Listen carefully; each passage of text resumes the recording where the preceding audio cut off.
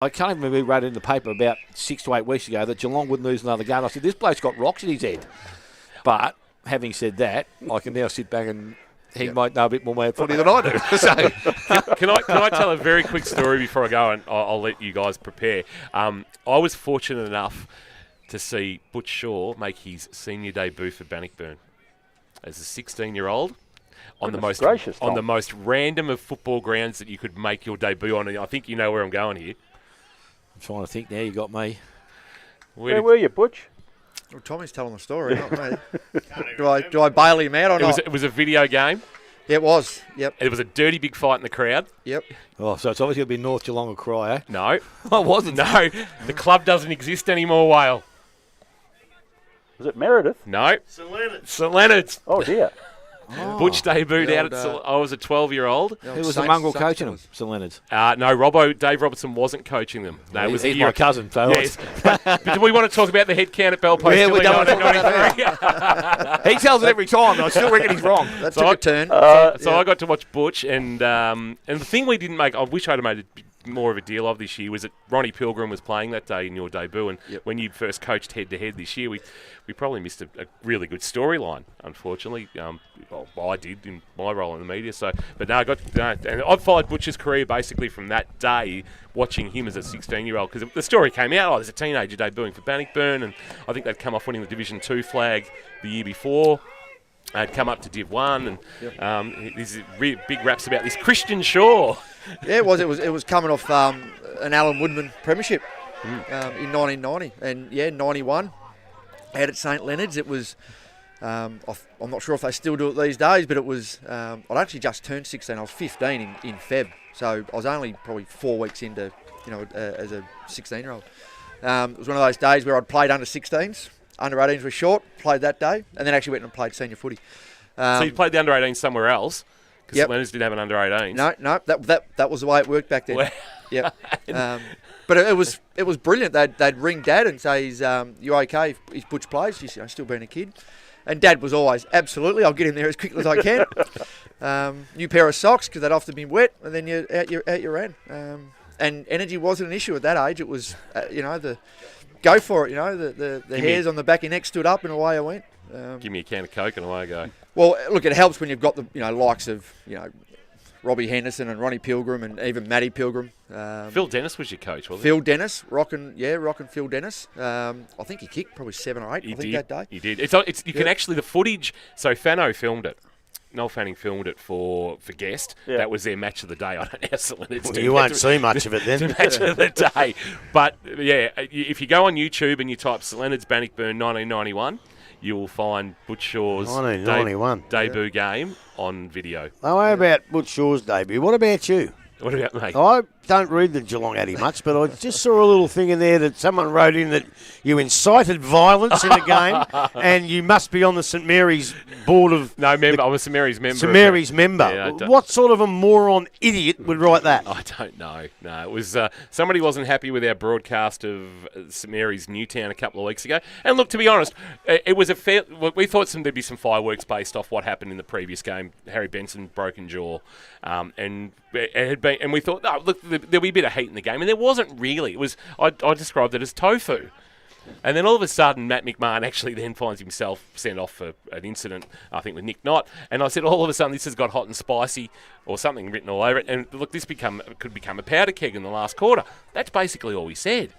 And from there, somebody's obviously extrapolated that. And the old letter to the editor with name and address withheld.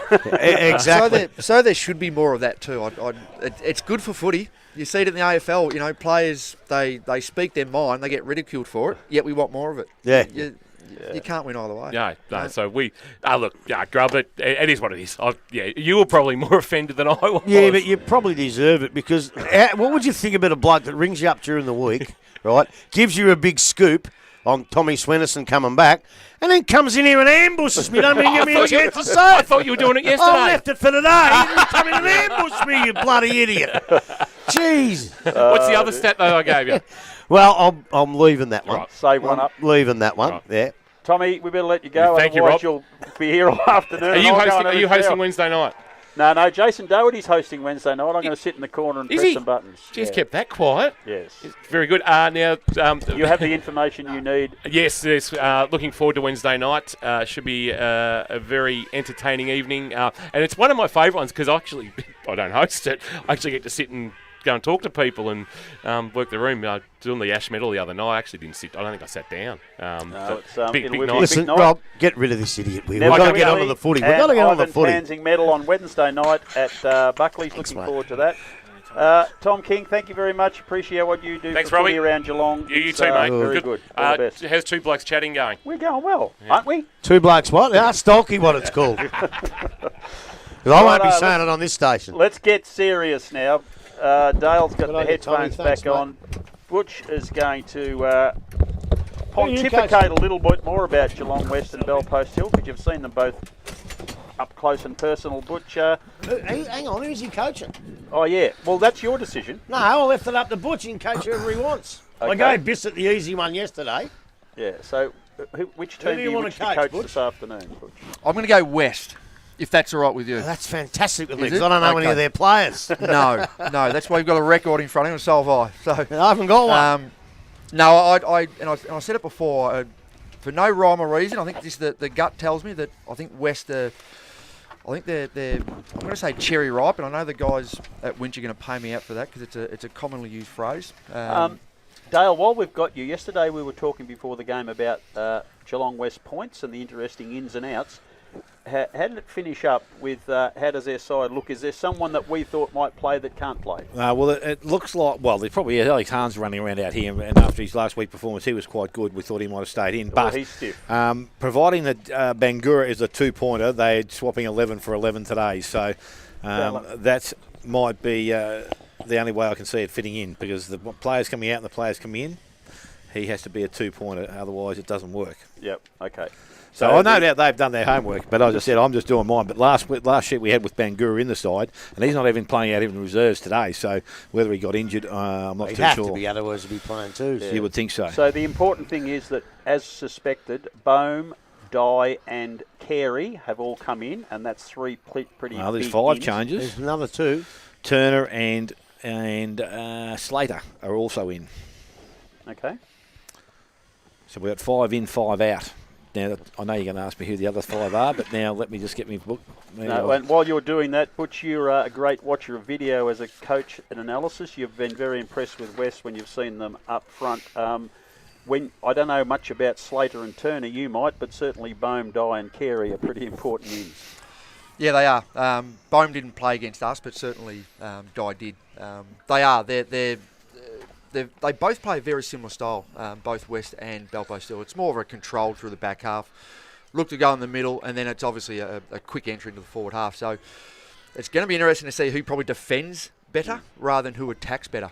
But again, I like the West ins, and for no other reason than 3 big names coming in, I'm going to stick with West at this stage.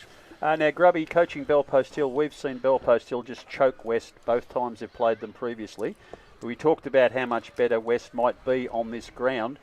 Will it make any difference how big the ground is if they just can't clear the congestion because Belpost Hill is so good in there? Well, they might not play the same game. Belpost Hill might change their game, although their ground isn't that much shy of this one.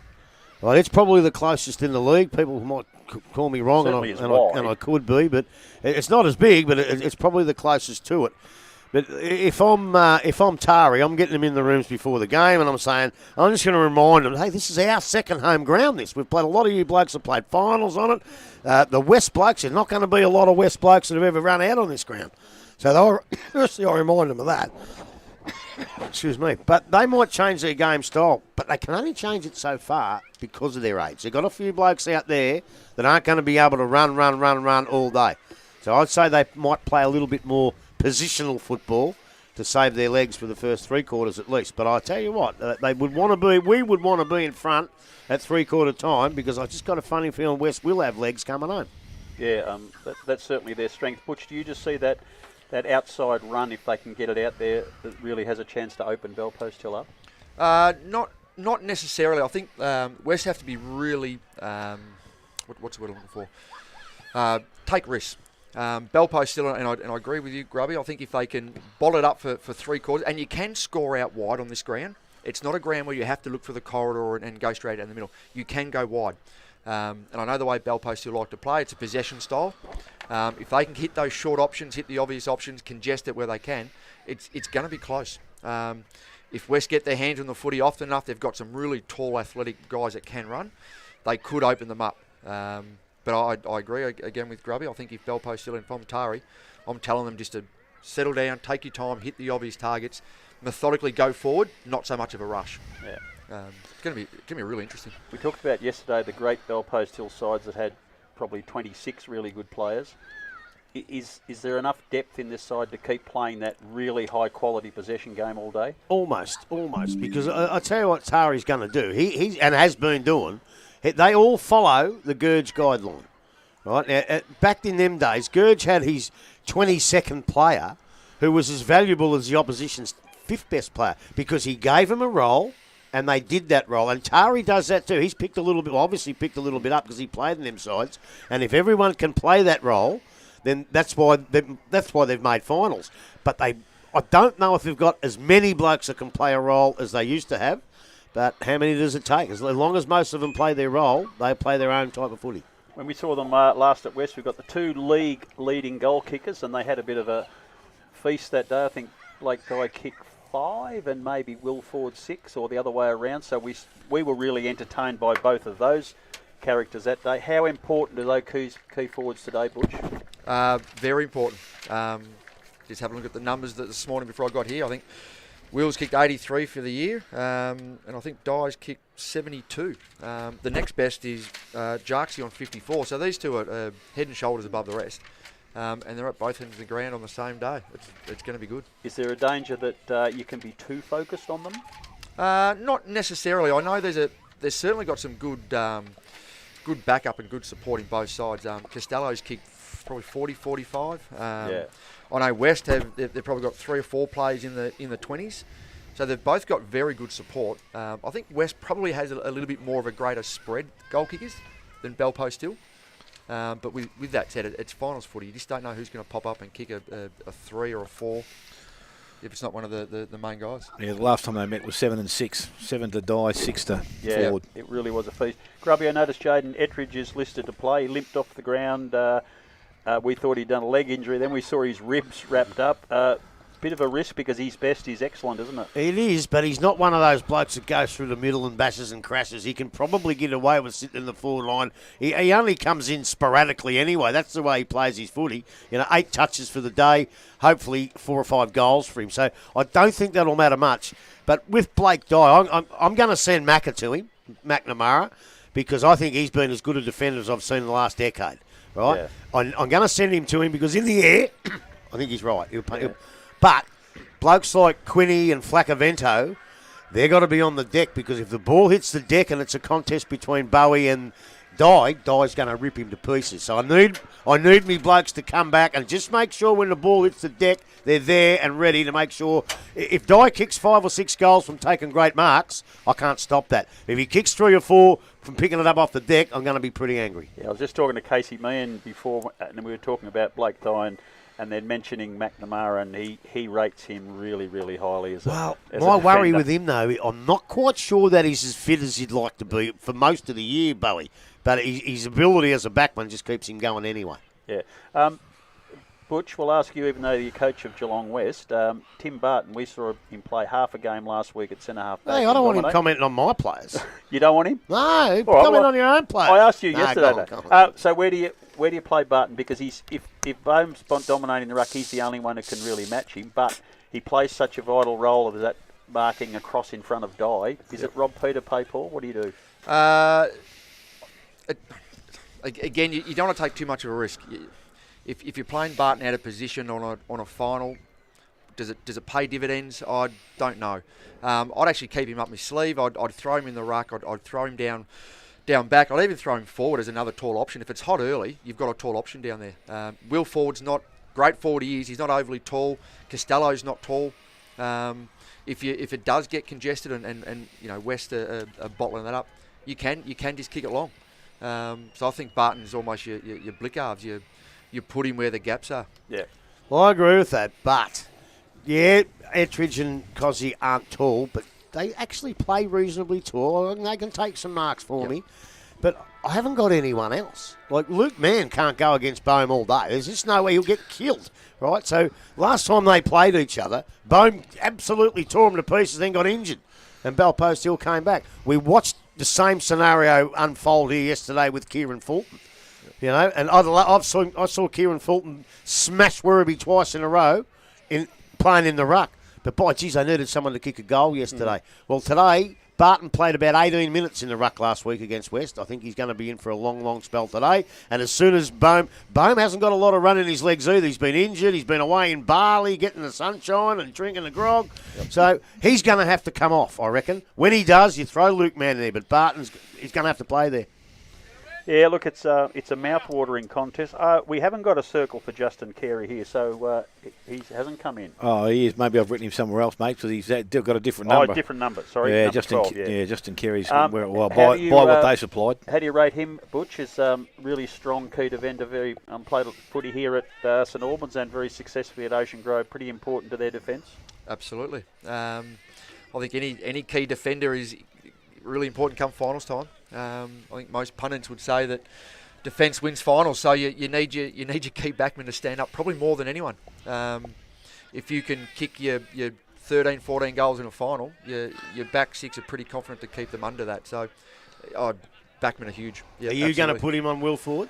I can't tell you too much, to be honest. I can't give away any coaching secrets, but that means you're not quite sure, isn't it? No. Will's a fantastic player, and if you're relying to put one person on him one-on-one and in isolation, it's probably not a great move. If I'm coaching West, I'm probably putting someone in front of 40 as well, knowing that's going to be a direct avenue, whether they're 20, 30 metres in front of him.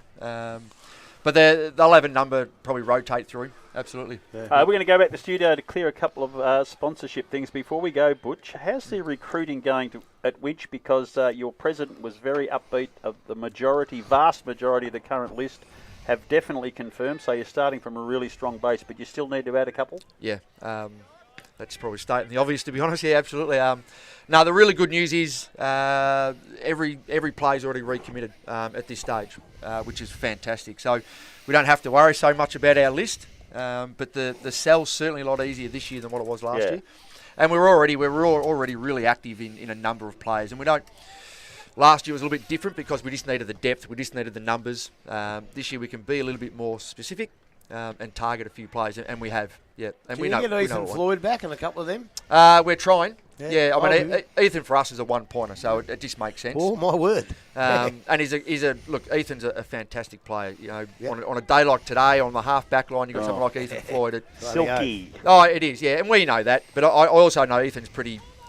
Pretty comfortable and settled at Anglesea. So, but they're no good, Anglesea. He's better off coming back to Winchester. Well, I can tell him that, but I'm assuming he can see through me as a biased opinion. But I'm sort of hoping all the boys can get in his ear, and he's still got family out at Winchelsea too. So we're relying on a few heartstrings, but we don't know at this stage. Okay, David Steele, we're going to go back to you in the studio, and thanks before you start for the wonderful work you do making this possible for us. Clear a few sponsors, and we'll be back here for the first quarter of the elimination final of GDFL football. This is 94.7 The Pulse, your home of local football. I am a line mark.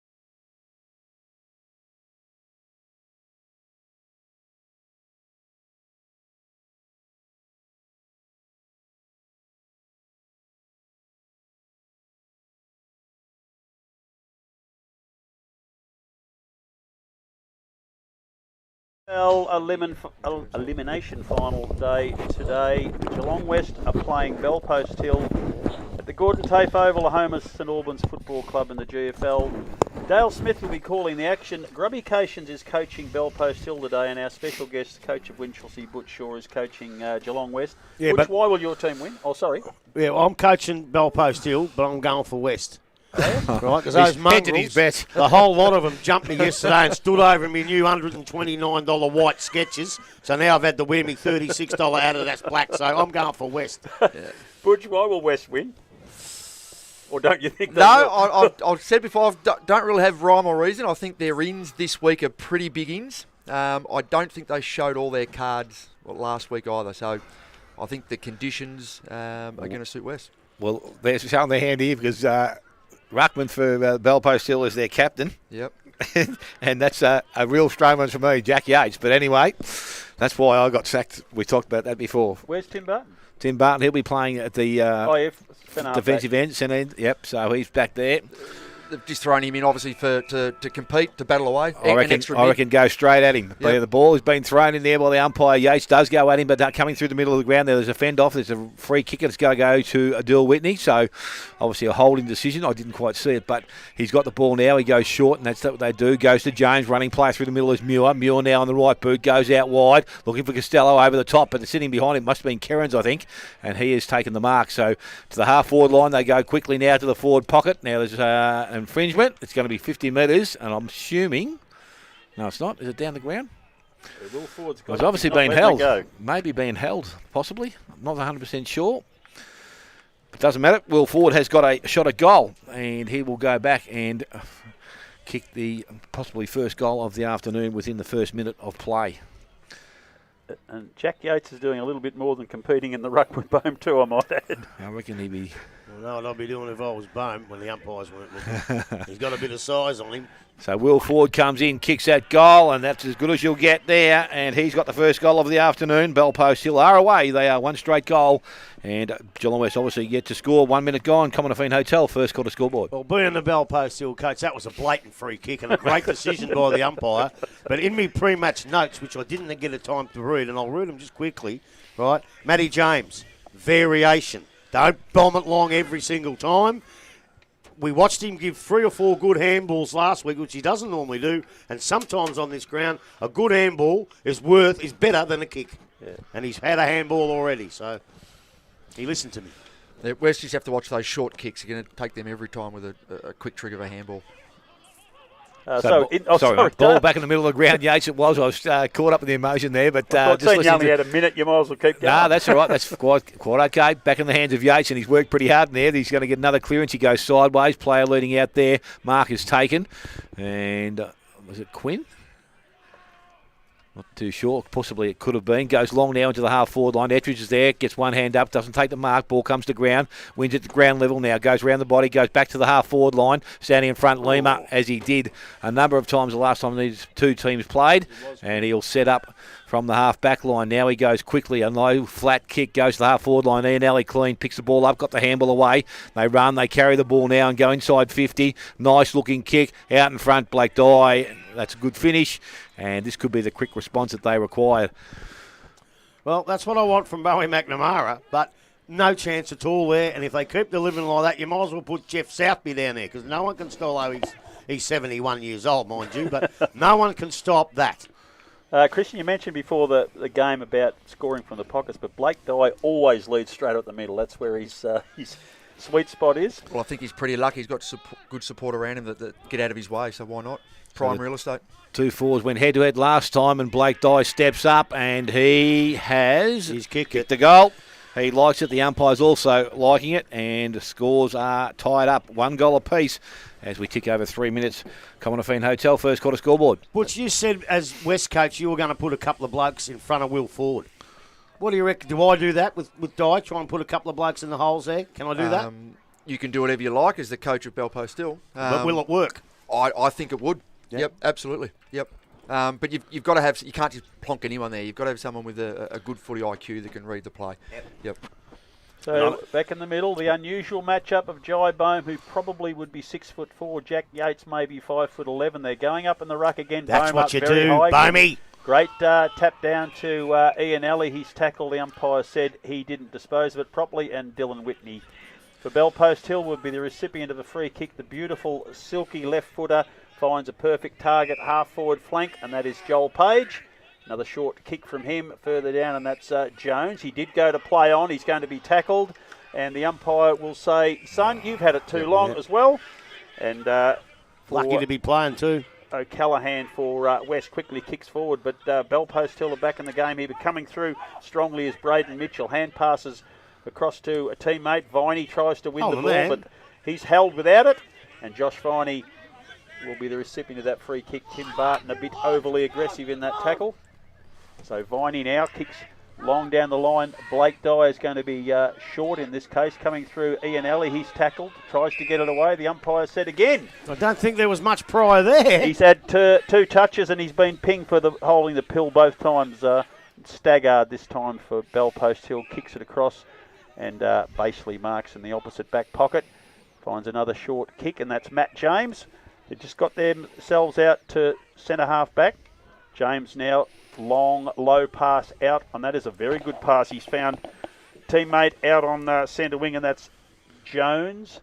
Jones now kicks down the line, and West's Lima takes another strong mark, as he does so often throughout his wonderful career, and that is a lovely little pass forward, and finds Curtis Hoare, I think that is, just short of centre half forward. He's found a lead in the pocket.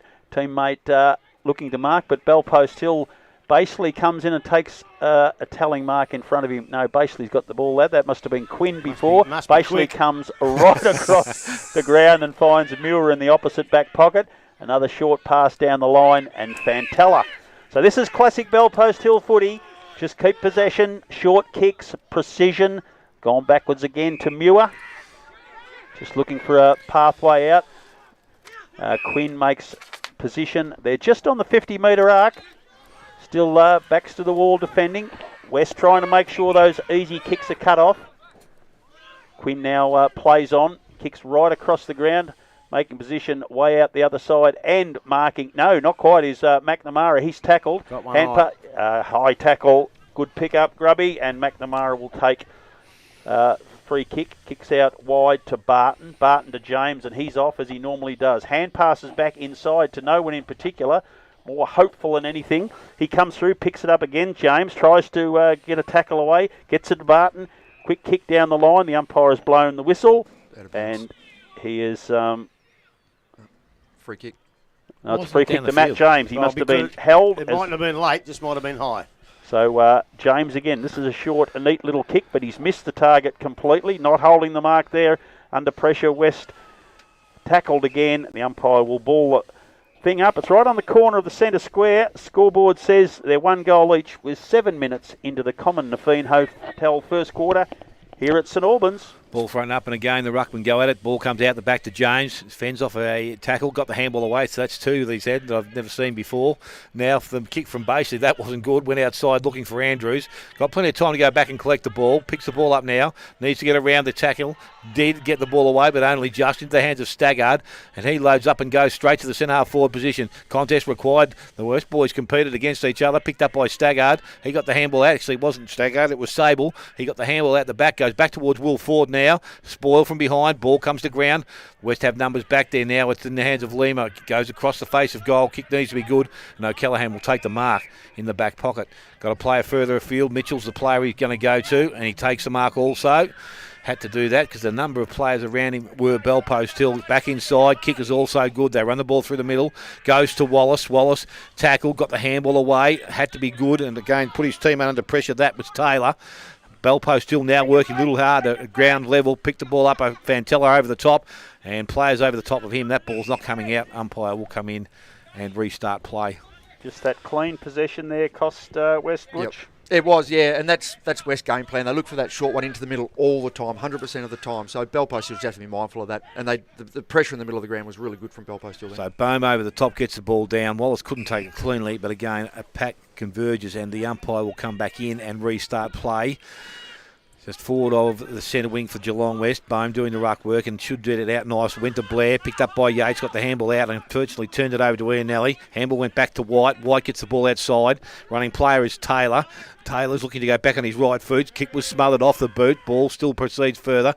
Good pick up Viney. Goes across the ground. Looked inside. The kick has to be good and was picked up nice and cleanly. And goes for goal was Slater. And he is just offline. And through for a minor score. West to 1-1 now. Bellpost Hill, that one solitary goal. Just something And quickly we've noticed. we're Lima is peeling off his man, so he goes back and helps out his defenders in front of Will Ford down there. So I think Bellpost Hill should be looking at the fella leading up and using the obvious. The ball is now in the hands of McNamara in the back pocket. Fantella gave it to him, but he's going to, he's not going to go back to Fantella, not at this stage anyway, but he goes along the boundary line now towards centre wing. Ettridge will come over the top. Mark is not taken. Staggart it was. No, Sable picked the ball up again and get those two mixed a bit. Ball back in the hand of Page, but the ball has gone over the boundary line and we're going to have a throw-in to take place. I don't even know what you're doing here. The ratings yesterday were sky high after you left. I thought they were going to give you the don't come Sunday. Well, I was waiting for a phone call this morning. I thought I was going to get one from you. Ball thrown back in. Yates, he's taken out of the contest. Bohm wins possession, or it wasn't Bohm, but wins that to Fantella. Fantella got the handball away and they run the ball back towards centre wing. It's picked up back there. Wallace looks back inside and has a player all by himself. That's Gans, and he will run from the middle, kick long, straight down the ground, basically going back. Yep. Defended the space nicely. 50. And he is going to now win himself 50 metres. Costly. Yes, don't need to do it on this ground. 50 metres is a big space out there, especially when you're going forward. Little chip up over the top, goes quickly to Fantella. He's let the teammates down. He's put the ball down, picked up there. Mitchell goes out wide. Mark will be taken by Viney. They get it quick, die one out. He usually plays back, but he's gone forward, and Wallace is back in the midfield again this today, so that's interesting. A good hand in there from Andrews. Ball comes up, picked up out there, and again, another turnover of the ball. This time it's Staggart. He come through. Yates is there giving support. Got the handball out to back to Barton. Barton to Vasika. Vasika's got support. Running past, but just goes boot to ball. Goes towards Costello. He traps it. Looks for the options. Goes back in Stein with a handball. And again, Bellpost Hill under a little bit of pressure there. Bone picked up nicely below his knees. Got the handball away, and they run the ball through the Mowat. Goes out wide and Die once again. He will go back and shoot for goal. And if they're going to deliver the ball like that, mate, Bowie may as well have three of them because they won't stop him. Oh, that's what I said, yeah. No doubt in the world. And I see Yates has come off for a spell, and I hope that experiment's over because he's going to get hurt in that ruck. If he jumps a little bit higher, he'll knee him right in the chin fairly. He's just kneeing him. He's too small. And it's a clear advantage to West, and they should be exploiting that every single time. And you can see they're using that middle option as well, and Bellpost still just letting that go. So it's costly for them. So Blake Dyer now is coming in, looking at his second of the afternoon. Gets over 40, kicks from about that distance, leans back, and he's hit the post right at the top. So he is now 1-1, and West are 1-2. They lead Bellpost Hill one straight goal. We've gone 12 minutes. First quarter, come on a fan hotel, first quarter scoreboard. If Bellpost Hill let West go through the middle like that with no pressure, Blake's going to have a field day. Field day, yep. You bet. So Baseley has the ball for Bellpost Hill from fullback, runs his full measure. Kicks wide out to the centre wing, looking for Costello. Punched away from him. Over the boundary line, out of bounds. Grubby, as the weather expert, I'm sure those flags are pointing the exact opposite way to what they were yesterday. Is that correct? Yeah, dead set correct, mate. In the seconds, Thompson come home with a big wind, and not a big win, but they nearly won the game. So, yep, you're right. Okay, so punched away. Mann won that ruck contest with Bohm. Bohm's picked up a crumb. Hand passes it back towards a teammate. Harry Smith's trying to get it in there. We haven't called his name yet for Geelong West. Ball's come back inside. Bellpost Hill runners are on the way. That's a very good kick forward by Muir. Comes out picking up the crumbs very, very well as Andrew. He's run, he's bounced, he's run into an open goal and kicked Bellpost Hill second. That's great team footy from the Panthers. They go to 2 straight, 12. Geelong West 1-2-8. That was Lima's direct opponent, and Lima peeled off to help out Will Ford down the back. So, well played. Risk and reward, Butch. Correct.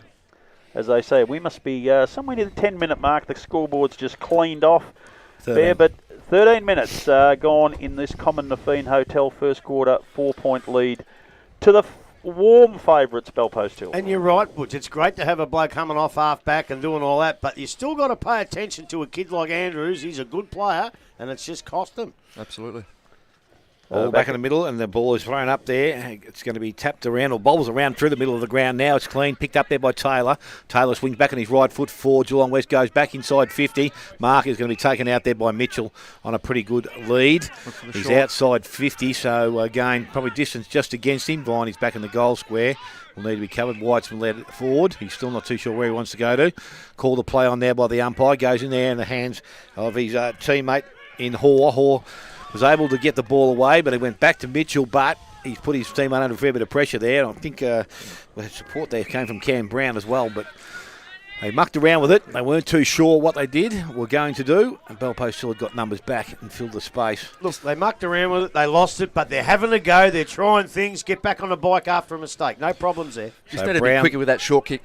Brown's done the ruck work. This time the ball was picked up there, goes back in towards his teammate there, picked up by Sable, who's got his head over the contest. Smith also above him, and it's going to come back to the umpire. If I was a coach, Grubby, you don't have a lot of tall options down this line. No. Not too many tall options out there, mate. That's their biggest problem. Muir picks the ball up in the half-back line. His tackle ball comes out in that contest. Again, now it's kicked free. Goes back in towards Viney. Viney takes it. Goes back on the right boot. Howler bounce. It'll bounce straight through. And he's got his first goal of the afternoon. And that will put Geelong West back in front. They are 2-2. They lead Belpost Hill on 2 straight goals. We have gone 15 minutes. Commonwealth Hotel, first quarter scoreboard. What did they do wrong there, Butch? They just left him sitting on his own. Too much attention on Dye?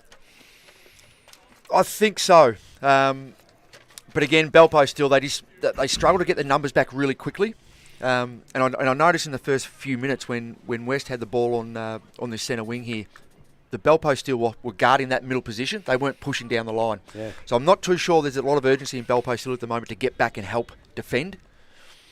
Well, if they don't do that, they're going to get too many goals kicked on them, Correct. I think. Correct. Luke Band's in the middle now. He's taking on Jai Bohm, and Bohm's up, gets down towards Smith. He's well guarded. Ball bobbles out the back of the pack. Belpost Hill have it through Muir, kicks out the centre wing. Joel Page is the target, punched away from him, but running around is Harmer. He gets the ball back to Page. His left foot kick up for Kerins.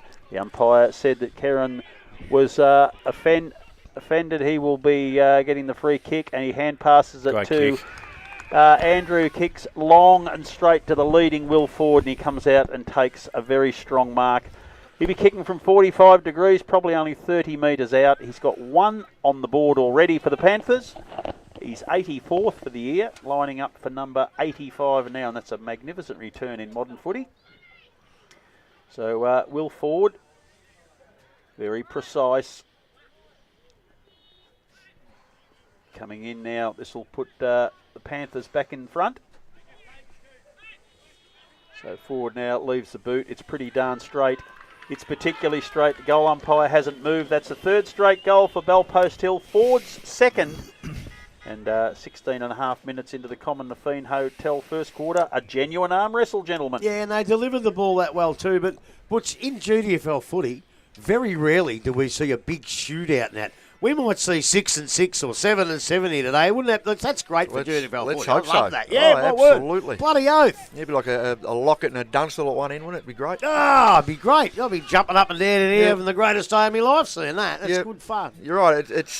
It'd be nice to see because backlines are so saturated now with pushing a 7th and 8th defender back. It'd be nice to go leave them have a shootout, 1-on-1, go for it. So back in the middle we go. Now it's Brown doing the ruck work in there, so Mann might have some opportunity. Ball in the hands of Basely. Basely over the top, finds his teammate there, James. Well, actually, I think he's looking at Campbell more than he's actually kicking today. I told him that, but not all day.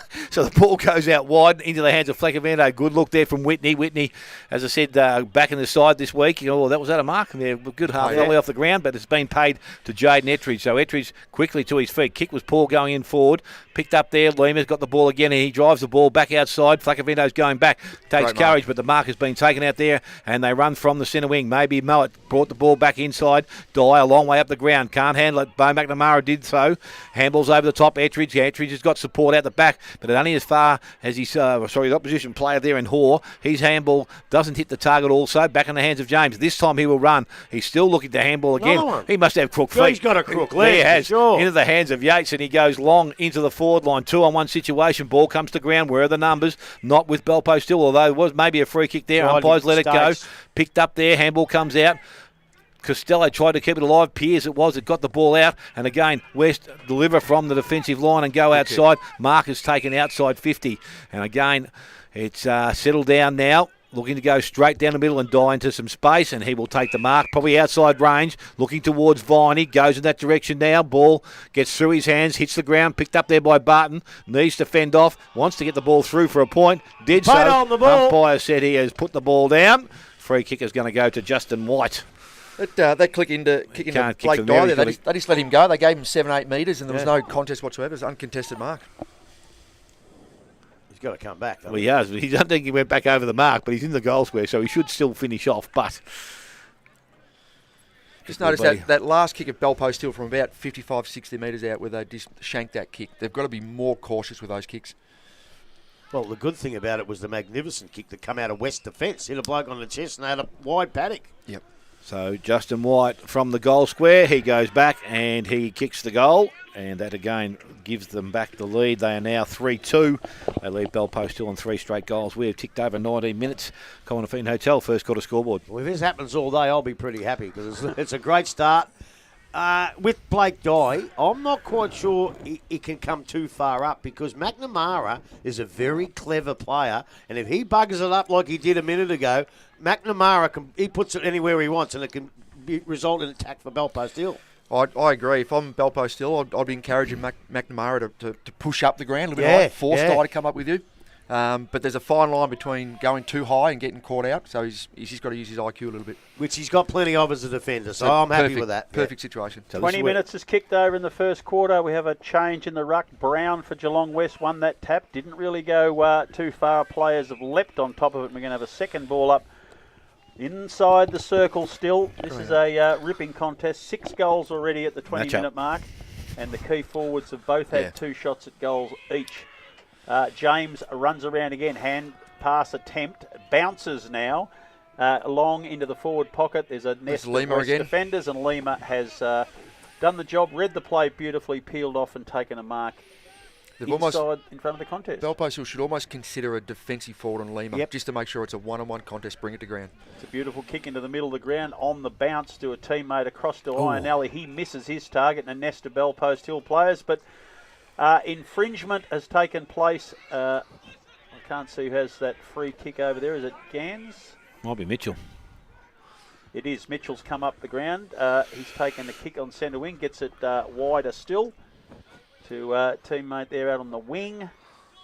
He now plays on, kicks along in the general direction of Dye. He's been very cleverly pushed out of the road by, and I mean that fairly, by McNamara allowing Muir to take the mark. He gets into the middle of the ground to Baseley, and that is a beautiful kick in amongst some West defenders.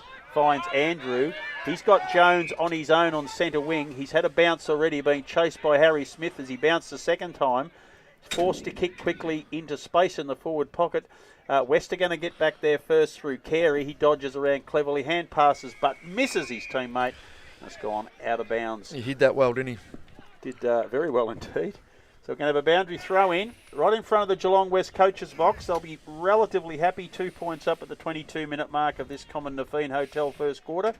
Ball goes right over the back of the boundary. It's Fantalla for Belpost Hill, who picks it up, has a shot for goal. Lima again. Lands on the line in the arms of Lima. He's probably lining up for possession number 5 or 6, and certainly his 4th mark. He's found Gans on the half-back flank. He kicks beautifully into the middle of the ground for Brown. I just don't think Belpost Hill can afford Lima that much room, to be honest. No, it's Ian Alley who kicks down long looking for Blake Dye. McNamara does a very good job, but Mitchell's got his hands on the ball. Hand passes to Viney. Viney, a neat little pass, and he's got Blake Dye's chest in the forward pocket. It's a tight angle, but we know this young fella kicks the ball beautifully. He's certainly well within distance, but it's tighter than 45 degrees, and he's in the forward pocket lining up for his second. He's had another shot of goal, hit the post, so he's in good touch. He certainly took another mark and kicked the ball into the forward line, which allowed them another scoring opportunity. So he's in red-hot form early, both full forwards for that matter, and people have come just to watch these 2 young fellas play, I reckon. So Blake Dye now, it's off the boot.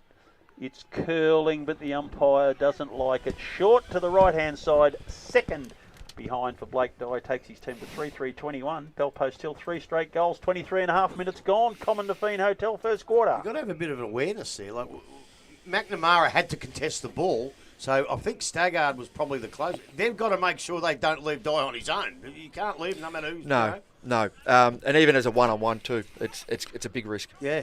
So basically now from the fullback position, plays on, he goes far side of the ground. Page is going to be the target, he's up. Mark not taken, ball hits the ground, picked up. Costello around the boundary line, he runs the ball, going towards it is Harmer. He can't pick the ball up either. Bohm's there, got the handball out, missed his target. Again, ball now in dispute, and we'll see it go over the boundary line.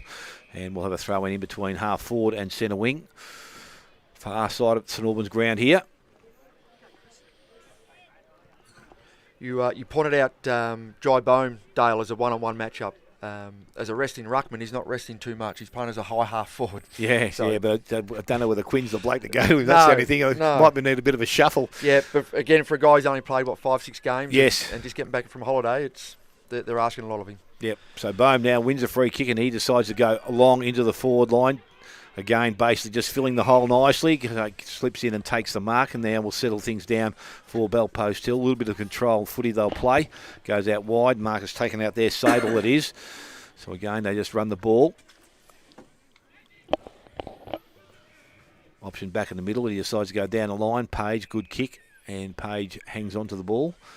He again chips the ball short. So make space again to Yates. So they move the ball just short of centre wing now. Now on centre wing, the ball in the hands there of Staggard, and he runs from that centre wing position, kicks into the half forward line, forward again, a long way up, picks the ball up. Maybe he's taken a little bit high, pushed over the boundary line, and we will have a ball or throw in the front of the scoreboard here at St Albans ground. There wasn't a lot of pressure on Bellpost Hill to move that ball pretty easily out of their back half right up to level of the scoreboard. So West just need to be mindful to push up a little bit more, take away that space, a bit more pressure on Bellpost Hill exits. So at ground level, the ball has worked hard there. Yates picks the ball up, a long handball back inside to Barton. Barton now steps off one and goes into the forward line, coming up. Andrews didn't take the mark. Again at ground level. I think that may have just been a fraction higher there from Costello. But again, if you're going to give it, you might as well make them earn it. Well, I think all the crowd went up at the same time, so normally a good sign. So now West with the numbers back, they're looking to settle things, or they decide to go backwards to Lima. That is okay in the present time. Goes sideways again. Marcus taken out there, this time by Turner. He goes sideways. They're still in the back end of their field, but maintain possession. Bit like a Bellpost Hill side now, the way they're playing. They go now back towards centre wing. That was an infringement. It had to be from O'Callaghan. Never even looked at the ball. And as a siren sounds, that will end the first quarter here. We'll see Geelong West going at 3-3, leading a Bellpost Hill on 3 straight goals. Goal kick to this stage. Will Ford has 2 for Bellpost Hill, 1 to Andrews, and for Geelong West, 1 each to Dye, White and Viney. We'll take a short break, come back with all the first quarter action here. You're listening to 94.7 The Pulse, your home of local football.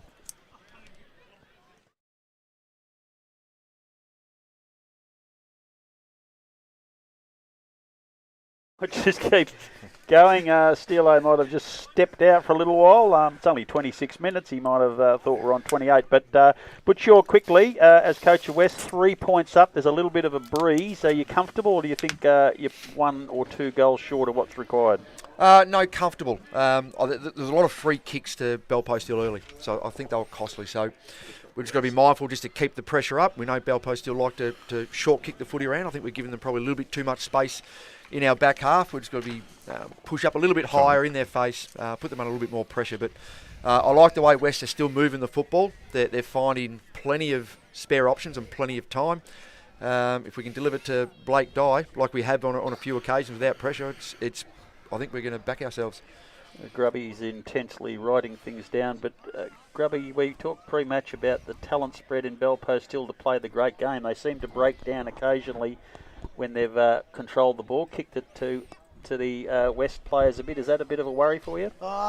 It is a little bit. I'm just weighing up whether the wind's going to play much of a part in this game. It's a little bit hard. If it is a bit stronger than we think out there, sometimes it is hard, even with the field kicking, to kick straight every time when you're kicking against the wind. But if they come out and do it in this quarter, yeah, it's a worry. But if they don't, and they play a little bit different, they go straight down to Will Ford, They use Cosy, they use Ettridge. It doesn't become a worry at all. The seconds, yes, the win was there, but if the win plays a factor, then Belpost still have probably got a 4 or 5 goal lead if that's the case. But if I look through the side, I thought Dye was good. Mitchell's thrown himself in, which I like to see. Sometimes he can be a little bit standoutish, but and I shouldn't say lazy, but sometimes he is. Lima's probably my best on the ground so far. Cameron Brown's all right. Boehm's winning the ruck as we thought he would. Over at Belpost Hill, Matty James has been pretty good. Callum Basey's got 3 votes from Smitty already. Andrews looks dangerous, but he's on Lima. So the other way to stop Lima from taking those marks is to get Andrews to kick 3 or 4 goals, and that puts Lima or someone else having to look after him. Will Kerrins has been okay, and of course Ford's kicked a couple of goals. Stillo, we're back to you in the studio now. Just take a quick sponsorship announcement or two. This is 94.7 The Pulse, your home of local football. Post. I thought he said punts then. The Pulse Op Shop Market. On Market Street.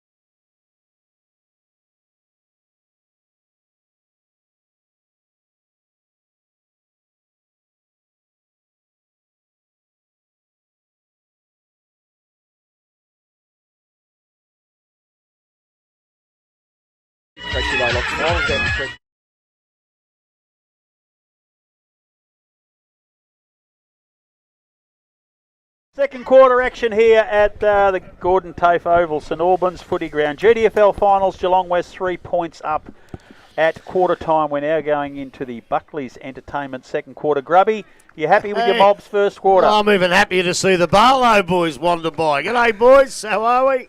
Barwon Ed's got knocked out last week in the twos, and Aaron's over from England. What was the question? Are you happy with your team's performance in the first I'm quarter? pretty happy, but I had a fair go before the break. You better ask Butch a question. I think give him a fair go. Yeah, well, he's happy with his team. Do you need to do anything? Any subtle changes as coach at this stage, Butch? No, not really. I think we're pretty happy with how the game's unfolding. I just mentioned off air there, it's just pressure football. Finals about pressure football. Pressure Belpost still, pressure the ball carrier, take their space away because they know their game plan.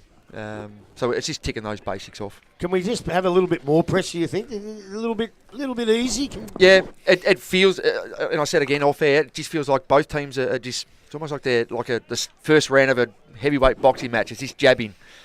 They're not swinging too hard at the moment. Grubby, you mentioned when they played last week there was a lack of intensity in the contest. I'm surprised it's sort of the fifth quarter of the same game rather than a first quarter of a final. Yeah, it is more intense than last week, but not as much as I thought it would be. And don't go worry about jabbing and boxing. We'll get you and Kennedy in. I'll knock him out.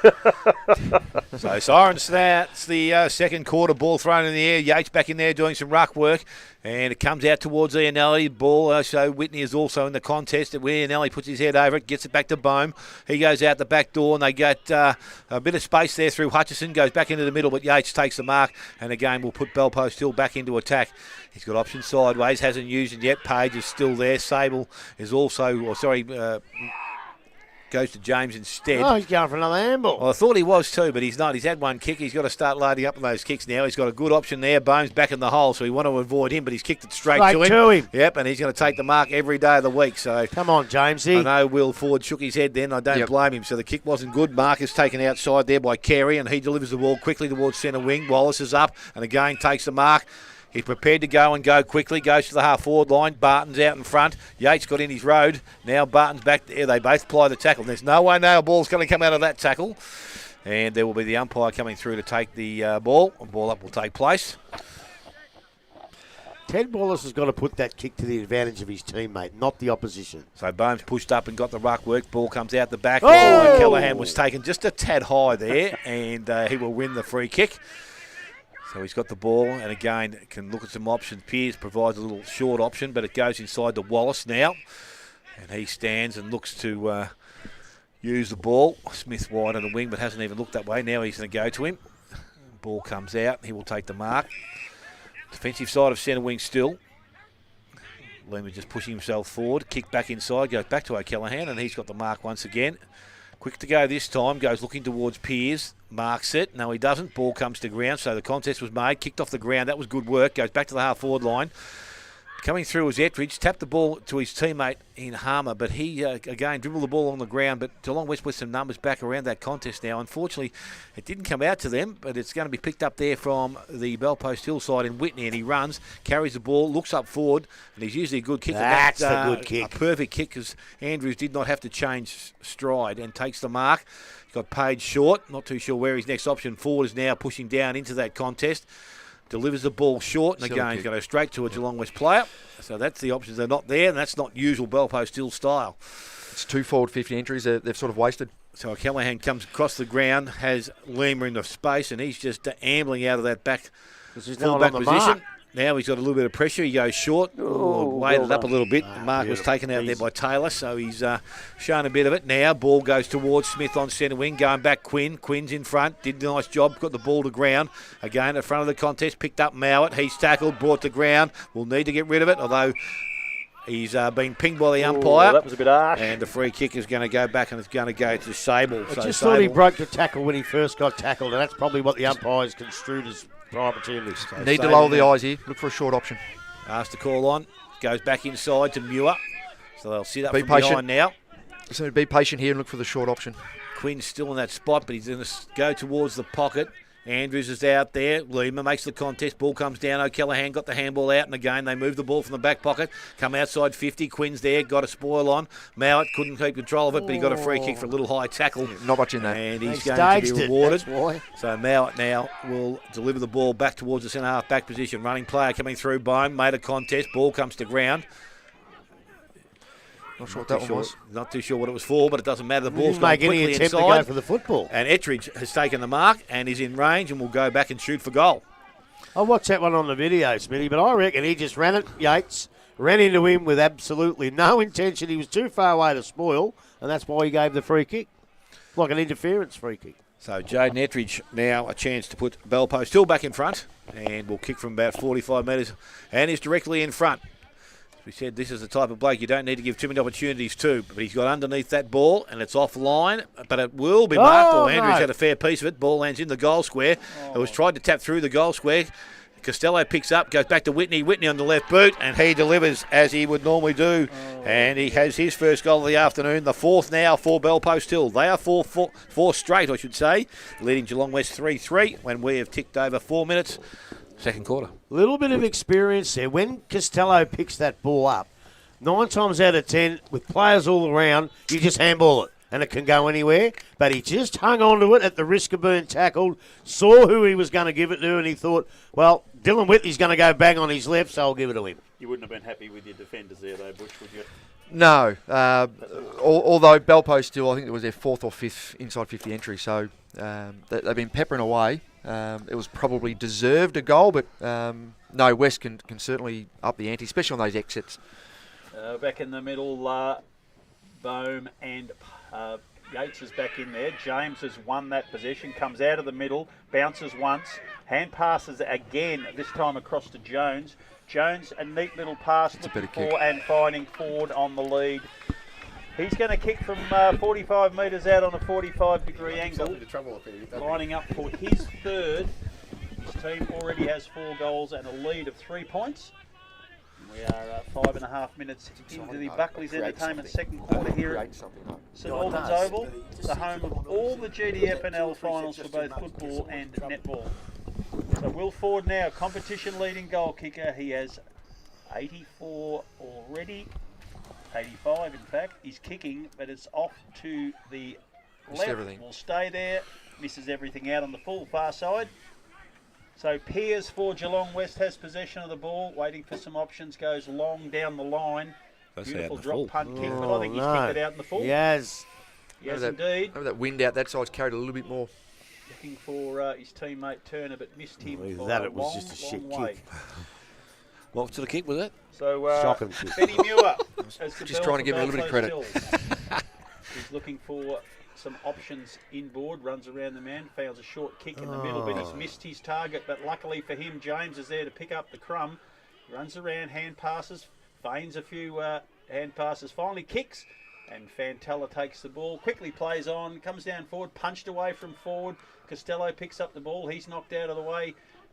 Gans tries to get it, it's kicked straight up in the air, Ford's underneath it again, it wouldn't have gone 10. McNamara from full back. I'll tell you what, Bowie! And Bo McNamara has kicked a goal. The fullback for the Bell Post Hill side, loitering around down in the forward line while the play was down that end of the ground.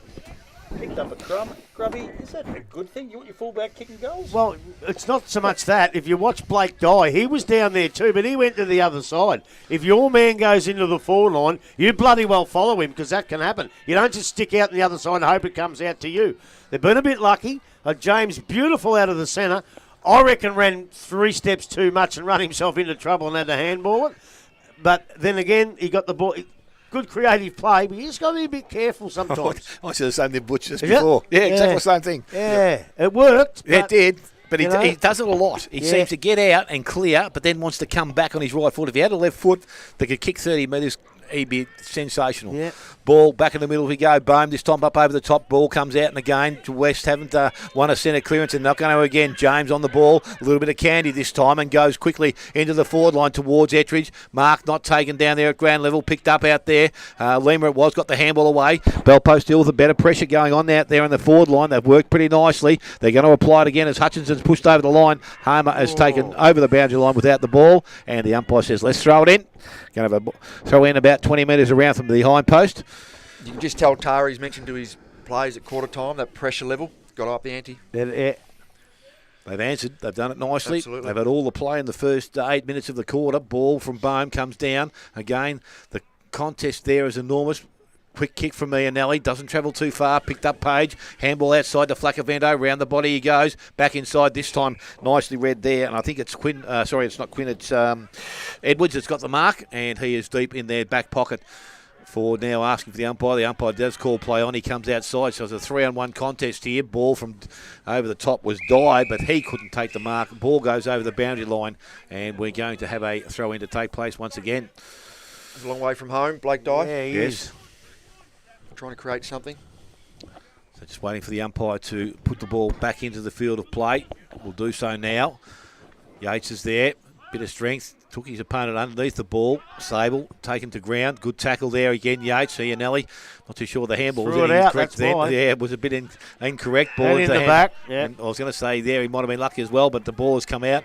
And Sable working pretty hard at ground level. Now delivers the ball, goes back in towards Ford. That's a Great good kick. kick. That and is a Ford good out kick. by himself.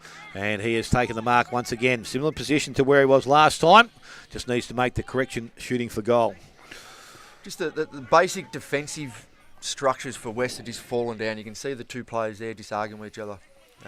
Will Ford's and obviously the focal point, so we've got to have someone in front of him. Pretty Fill the holes. basic, pretty simple stuff. That's where Viney usually does that job pretty well, but he's playing at the further end of the ground, so a little bit of change may be required.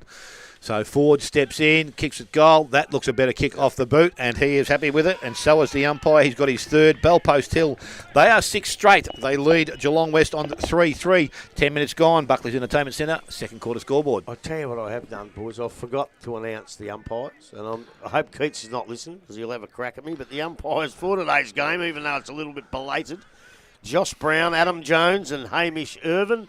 And I'll say that with quite warmth because I think they've done a reasonable job so far. They certainly have, Grubby. I don't think there's been any major exclamations from any of us up here. There's been a couple of light ones. They've got the important ones. That's the most important thing they need to do. Well, 15 points in front.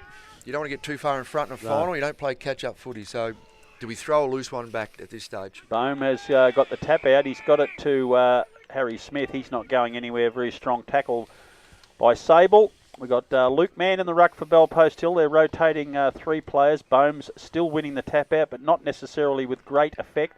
Coming through there is Jones for Bellpost Hill. Hand passes to Baseley. He kicks out wide. Flacavento picks the ball up on the bounce. A neat little pass back. Coming through is Braden Mitchell. Gets a fist to the ball, knocks it out of harm's way. Over the boundary line, we'll have a throw in. Far side of the ground, Bellpost Hill leading 36-21. We're 11 and a half minutes into the Buckley's Entertainment second quarter, and those flags on the far side of the ground still waving quite vigorously towards the St Albans Park end of the ground. That's a tap out by Mann, but Harry Smith wins it for Bellpost Hill, for Geelong West. He hand passes out. One of his teammates has just copped one in the ribs and is struggling. Many other players getting down, tackling. The umpire's going to ball it in, and it's Curtis Hoare who is really struggling. Someone from Bellpost Hill has come in to give him another one. That is Joel Page, but he's up now, flexing his muscles. Bohm gets up, knocks it down. No one will really get advantage. It's Sable for Bellpost Hill, who does kick it forward eventually. Carey drops a chest mark that he should have taken. Another player falls down at the wrong time. Carey comes in again, still trying to get a handle on the ball. Harmer's in there for Bellpost Hill. Carey still working away. A lovely little chip off the ground. Gets it back to Lima. Lima across to Hutchison. And Hutchison now kicks across the ground and safely, if he can hold the mark. And he does. And that's Turner. He wheels around on the right-hand side. Foot kicks it into space. Harry Smith runs onto it. No, it's Curtis Hoare, actually. He kicks into centre half forward, but that is a poor kick. He was aiming for Blake Dye. Caleb Baseley's in the hole and takes an easy mark in front of Dye. Plays on now. Short kick into the middle of the ground. That is a good mark to Sable. It's a waste of a kick with no pressure. Yeah, it is indeed. Sable finds another man on his own. That's Luke Mann. The umpire said he was infringed from behind by Lima. Chop of the arms, and Luke Mann will take the again. kick. Those little moments where you just sense that West aren't on. Like he had a perfect opportunity to, and nothing dirty, but it was a tougher contest. Needed body contact in that one, and he sort of Ford he didn't take it. Took a juggling mark and a bit of a free kick there for a chop of the arms. The man on the mark is standing on the 50-metre arc. Ford has a wind advantage. The umpire has seen there's another something here. A free kick, and that's 50 metres. That's going to be a 50. See, he's saying he walked into the zone, but he's walking away from the contest. I think the umpire gave him a warning. They didn't move. So okay. he was in that, 5-metre radius. But he's walking away, Bush. He's not coming back through the... Yep. He's not coming back towards him. He's walking the away. umpire warned him, so he had you got to say he had his opportunity to move away. So that's the easiest bit of mathematics for the umpire. The bloke standing on the 50-metre arc and gets a 50-metre penalty. He shouldn't be wrong in where he puts him. That's on the line. Ford goes back and kicks his fourth, I think, Dale, does he not? That is correct. it's a shame because it doesn't really influence the play at all, but yet it's cost a certain goal. So I don't agree with the rule, but it is what it is. Yeah, Haven't they changed it? That's why I thought they'd change it at league level, and everything flows through to this level, but that was just, to me.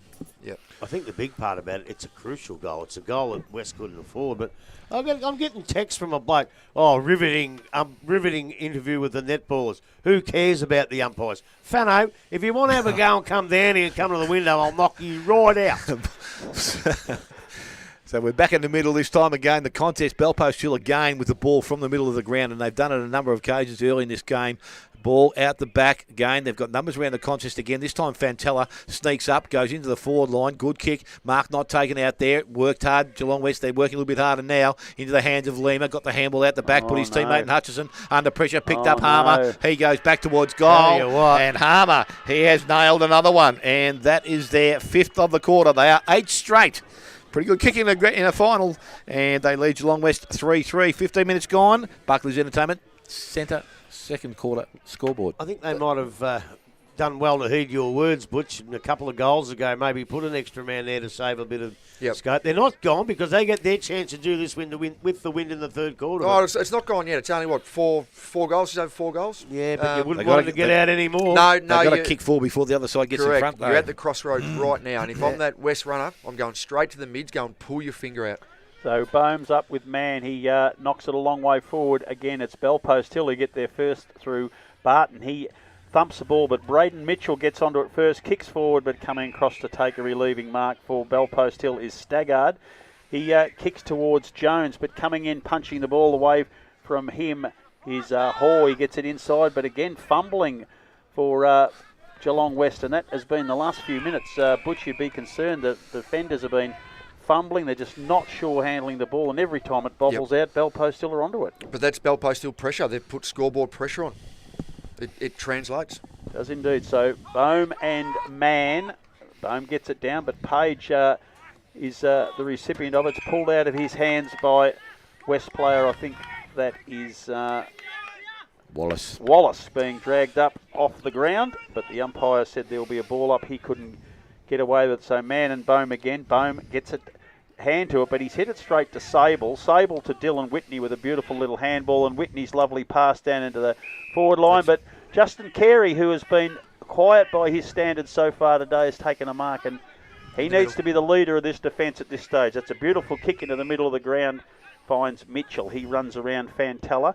Long, low drop punt into the dangerous position, but coming out and taking a mark. Strong chest mark is Quinn. Hand passes across to Whitney. Whitney's long left foot into the path of Ford. Bounces over his head. His opponent rushing back there to get the ball was Edwards. Knocked away from him. There's just unsure of what we're doing. There's a trip. No, we're kicking in danger. It was there. It was there. And Belpost Hill have won the free kick, and it's going to be Josh Andrews who will take the free kick. He'll be 45-degree angle, only 20 metres out from goal. There was no need for that to be kicked off the ground. He could have put 2 hands on it and grabbed it. And you should always do that up there. It's too risky a free kick to give away. There's a few guys in Geelong West camp right now that just need to sense the moment, and they need to stand up and make a statement. They need to respond. If they don't do it now, game's gone. Andrews has produced the first minor score for Belpost Hill this afternoon. They go to 8-1-49 West to 3-3-21, 18 minutes into the Buckley's Entertainment second quarter, and I think Butch is right. It's now, or it might be gone by half-time, Grubby. Yeah, it might be. Hasn't Sam Quinn improved since the first day we saw him, the first game of the year? My God, he's improved a lot. Yeah, been good. So Carey has the ball for West. It's a long drop punt. It's an ugly-looking kick, and standing underneath it. Oh, that is a magnificent mark by Lima. Belpost Hill looked to have that covered, and Lima's come from nowhere. Kicked it into the centre of the ground. Move coming quickly. out. Up you get, Cubby. Taking the mark is Brown. He kicks wide, looking for and finding Braden Mitchell. He's got no pressure on him, but he's created some for himself by hand passing to Wallace. He's got himself out of it to Mowat back to Mitchell. He's kicked into the forward pocket looking for Dye, but it's beaten him and others over the boundary line. And there'll be a throw in forward pocket for Geelong West, and they desperately need one in this little foray to get their self-confidence back. They just look to be losing it right across the ground, Butch. Yeah, it was uncharacteristic from West. Normally they look for the middle to open up the game, but they just didn't have that. Now, whether that I didn't actually see, but whether Belpo still just defended the corridor really well. Or scoreboard pressure. They're starting to panic just a little bit. Yep. So Tim Barton's in the ruck with Brown. He gets it straight down. Staggard hand passes to no one in particular. West pick up the ball through Wallace, but he immediately dropped it without any pressure at all, and that seems to be what's happening across the ground with them. What I just said. And we've got another free kick. This time it's gone to Bell Post Hill. Matt James gets a handball. He runs round the boundary line, and a characteristic long drop punt. That's against The you. whole- Lima son. is going to... No, Lima's been penalised. No, he's going to get the free kick. The It was a umpire hold. pointed the wrong way. So Michael Lima's got the ball. Quickly kicks it to Matt Ian Alley, who marks the ball for There's Geelong one West player we need to right see on lift. centre wing. Yes, he's Yes. been quiet today. He was really good last week. He's just kept that inside the ground, and Smith marks for Geelong West, kicks down, and Blake Dyer a long way out from goal, but he's got his hands on the footy first time for a while. He hand passes quickly, gets it back Oop, again. gonna He's muck this tackled up. immediately. Once again, pressure. McNamara relieves to Bell Post Hill. A neat little kick, and pressure is relieved. Josh Andrews has the ball, marked on centre wing, and they're away again, the Panthers. Andrews waiting, kicks into the middle of the ground. Sable punched away from him by Dye. Ian Elliott, for some reason, boys. just kicks it straight to Andrews. He couldn't quite get it on the half volley. Players in are under pressure. Sable gets it out. Mitchell and Whitney going for the ball. Mitchell kicks it off the ground to nowhere in particular. Kerrin's got it. It's been dragged out of his arms by Bohm. The umpire comes out and says, I'll have that, please, gentlemen. You know, Belpo still have done what you said they were going to do, Butch. They've upped their pressure, and West just haven't responded at this minute. No, and sometimes it doesn't need to be pretty football. So Jones comes from the contest, goes into the forward line, forward again, defended. Well, he just pushed his man off He's done it and did that nicely, didn't he, Grub? And he's going to go back now and kick for goal number 5. And that's a pretty good return before half time, but he's had plenty of supply down there. Look, coming in as coach of Winchelsea, would you have liked to have seen him stay, Butch? Absolutely. Absolutely. Understatement of the day from Grubby Cations. So Will Ford, as he said, he's got a difficult task here. He's pretty close to where the coach's box, where Bell Post Hill are sitting, and kicking back towards goal. Steps in now, kicks over 50. I tell you what, it looks pretty nice off the boot, but it has hit the post. He has now 4-1, and Bell Post Hill moved to 8-2. Robbie, you're saying if things keep going the way they are, he's close to kicking 100. Would I like him in the side or not? Okay, I'll give me some time to think about that one. You would have played him at full forward, wouldn't you? He probably would have ruckman out of no. Winch. Hutchison plays on and comes outside 50. A kick wasn't good again. Put Mowat under pressure. Ball comes down. Tackle picked up there. Whitney. He's grabbed by the foot, so the ball's going to go back once again. I'll give you So Dill Whitney. the obvious answer. Grubby can play wherever he likes. So the ball now with Whitney, long, back towards the goal square. I tell you what, it's got good carry, gets out the back. Costello was there, but couldn't get a flick on. Oh, he's trying to claim it there, Cozzy. But it was forced through for a minor score. 8-3 now, 3-3 to Geelong West. 23 minutes gone, second quarter. Always worth asking the question. Yeah, very much so. West have the ball under enormous pressure here. Coming out from fullback is Edwards. He kicks long, hopefully down the line, looking for Bohm. He can't take the mark. Bell Post Hill first onto it again. Coming out is James. He's breaking tackles. He's running around. A little neat drop punt pass looking for Ford. Misses him. Ball comes back after a kick off the ground, but Harmer picks it up for Bell Post Hill. Kicks into the pocket looking for Page. He's working his way in front of the pack under some pressure. The umpire's blown the whistle. That's the boundary umpire because it's gone over the line in the forward pocket. 30 metres round from Bell Post Hill's goal. They're already leading by 30 points at the 23.5-minute mark of the Buckley's Entertainment second quarter. Bohm pushes Page out of the way, gets his hand to it. Just on Bohm, he's won a lot of the tap-outs, Butch, but he hasn't really got many to effect. I don't think it's actually Bohm's problem. I think it's the guys around him. They're not proactive. You can see that they don't have their structures in place. They're not reading his tap. It's almost like they don't have confidence in him. So ball bobbles out. Bell Post Hill putting enormous pressure on. Hand pass releases Carey. Carey gets it across to Wallace. He's a neat little pass looking for a teammate, but he's hit Bell Post still on the chest. Out of bounds, I think. Out of bounds before he kicked it. That probably saved the day. They get a chance to load up again. I'll tell you something else too in the ruck. They haven't had a ruckman all year, Bell Post, and those blokes have learnt to get in the right positions to shark the opposition ruckman. Well, they've got no choice. They've got to go defensive. So there's always a sense of urgency around defending. Yep. Bohm's drawn a free kick from Jack Yates over the shoulder in that rucking contest. So it's a genuine clearance, and the first one they've had for a while. Bohm kicks down the line. Barton comes out first, punched away from him. Whitney picks up the crumb.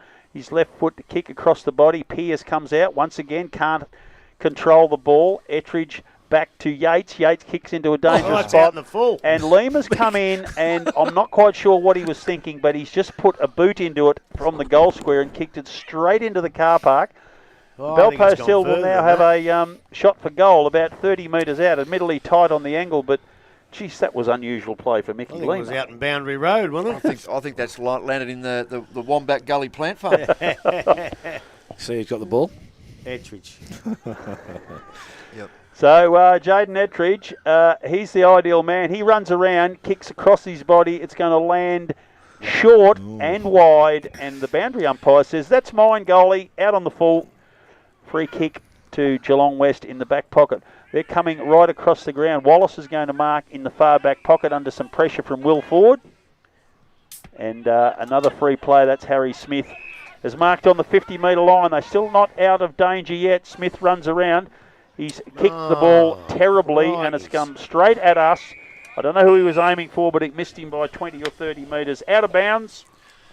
Wow, that's unbelievable. And I'll tell you what, we go around the ground. San Francisco 49ers have beaten the... Oh, I forget who they beat. But they beat them 17-7, Minnesota Vikings. Oh, thanks for that, Grubby. There you go.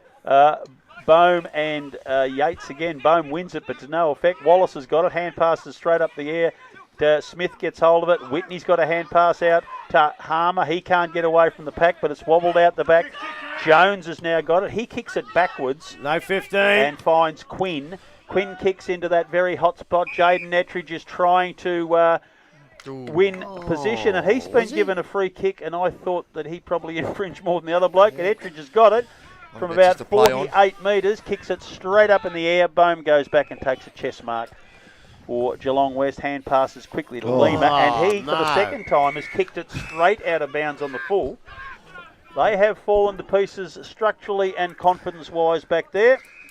That's they had a little bit of a win there, and the ball's been forced out of bounds. So they've got a chance to load up again, but geez, Butch, they've got the wobbles in the last few minutes. Yeah, they have. They're doing themselves no favours. Oh, there's something wrong with Ettridge's legs. He doesn't kick a football Not like that normally. Nah. He did it a bit last week too. I don't think he's fully fit. Well, no, he isn't. Even Mickey Lima, the last two. Yeah. Uncharacteristic. Hand pass out, finds Quinn. Quinn back to Jones. Jones to James. James is tackled, but he gets around it. He's had a long that's not what he wanted. A magnificent goal from the forward pocket. Had to evade a couple of tackles. We know that he normally kicks long. I reckon he's had 6 or 7 hand passes today, as well as 12 or 14 kicks and a goal.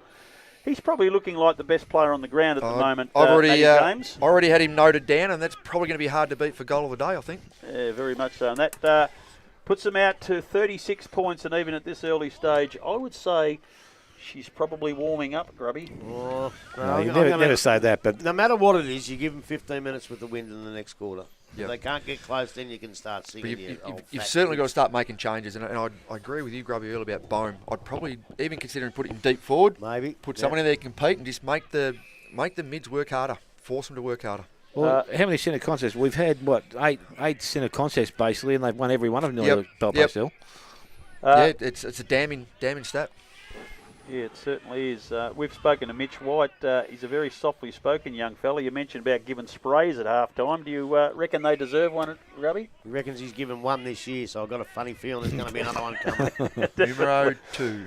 Lima's got a kick, and this time he's found a teammate rather than the boundary umpire. The siren sounds the end. The Buckley's Entertainment second quarter at the 28.5-minute mark. Geelong West a 3-3-21. Belpost Hill a 9-3-57.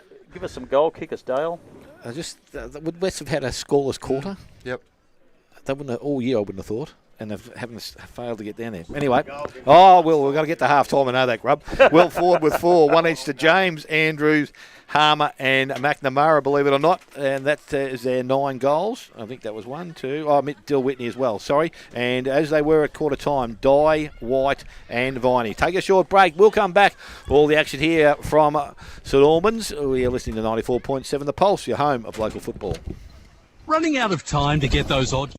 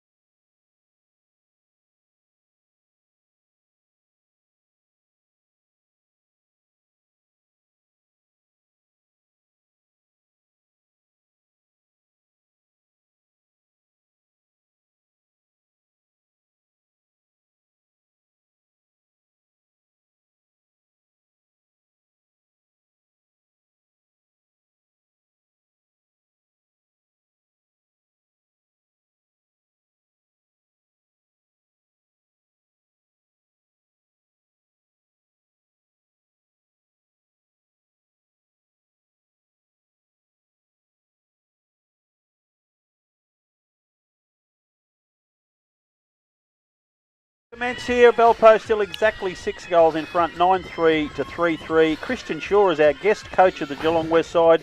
Can you turn this around? Absolutely. You've always got to have hope. Well, there's time, there's hope. Well, you're not going at half-time telling your players, don't worry, put the cue in the rack. So, absolutely. But things have to change. They've got to change really quickly. Cut it out, sure. You just said off air, you were gone. No, I didn't. Would you have yelled at him? Absolutely. Absolutely, because the effort's not there. You can't win a game when your effort's not there. So absolutely. So ball back in the middle, and we start the second half here. And Belpost Hill, as they did before, and are going to get a clearance from the middle of the ground, free kick. And Dylan Whitney will be the recipient. He's got a player out in the wing, but he's not going to go that way. Left footer will come this side, hopefully, and that's what he's going to do. Plays on now from the middle of the ground, kicks in towards the centre half forward position. Man just out-marked his opponent. Plays on now, goes quickly into the forward line. Again, Lima into the hole. Didn't take the mark. Ball has got support now. Pear's got the ball out, and Hutchison puts the ball back on his foot. Goes back into the middle of the ground. They attack the ball hard. Ball went there to be the one, picked up by Whitney. He's tackled, got the ball out to Yates. Yates got the handball over the top, went towards Muir, looks back inside, but got boot the ball quickly. And that's probably what you need to do. Man runs onto it, kept it in front of himself, picks the ball up now, needs to get rid of it. Not too sure that was correct disposal. He's gone. And he's been pinged there, so free kick going to Geelong West at the centre half back position. They come club room side and need to get the ball moving out in front. Marcus taken out there, this time by Carey. Well, there's one move. Carey's gone forward. So Justin Carey now wants to go quickly. There we go. There's a break. And was that because he moved? He moved off the mark. I think, yeah. So he twitched when Carey twitched, but the umpire also twitched. So the centre half back's going to have a shot for goal. Well, that might be the start they need, and inside the first couple of minutes. Good, mate. Which was fortunate and lucky for them because there wasn't a lot of movement up the ground either, so he didn't have a lot to kick to.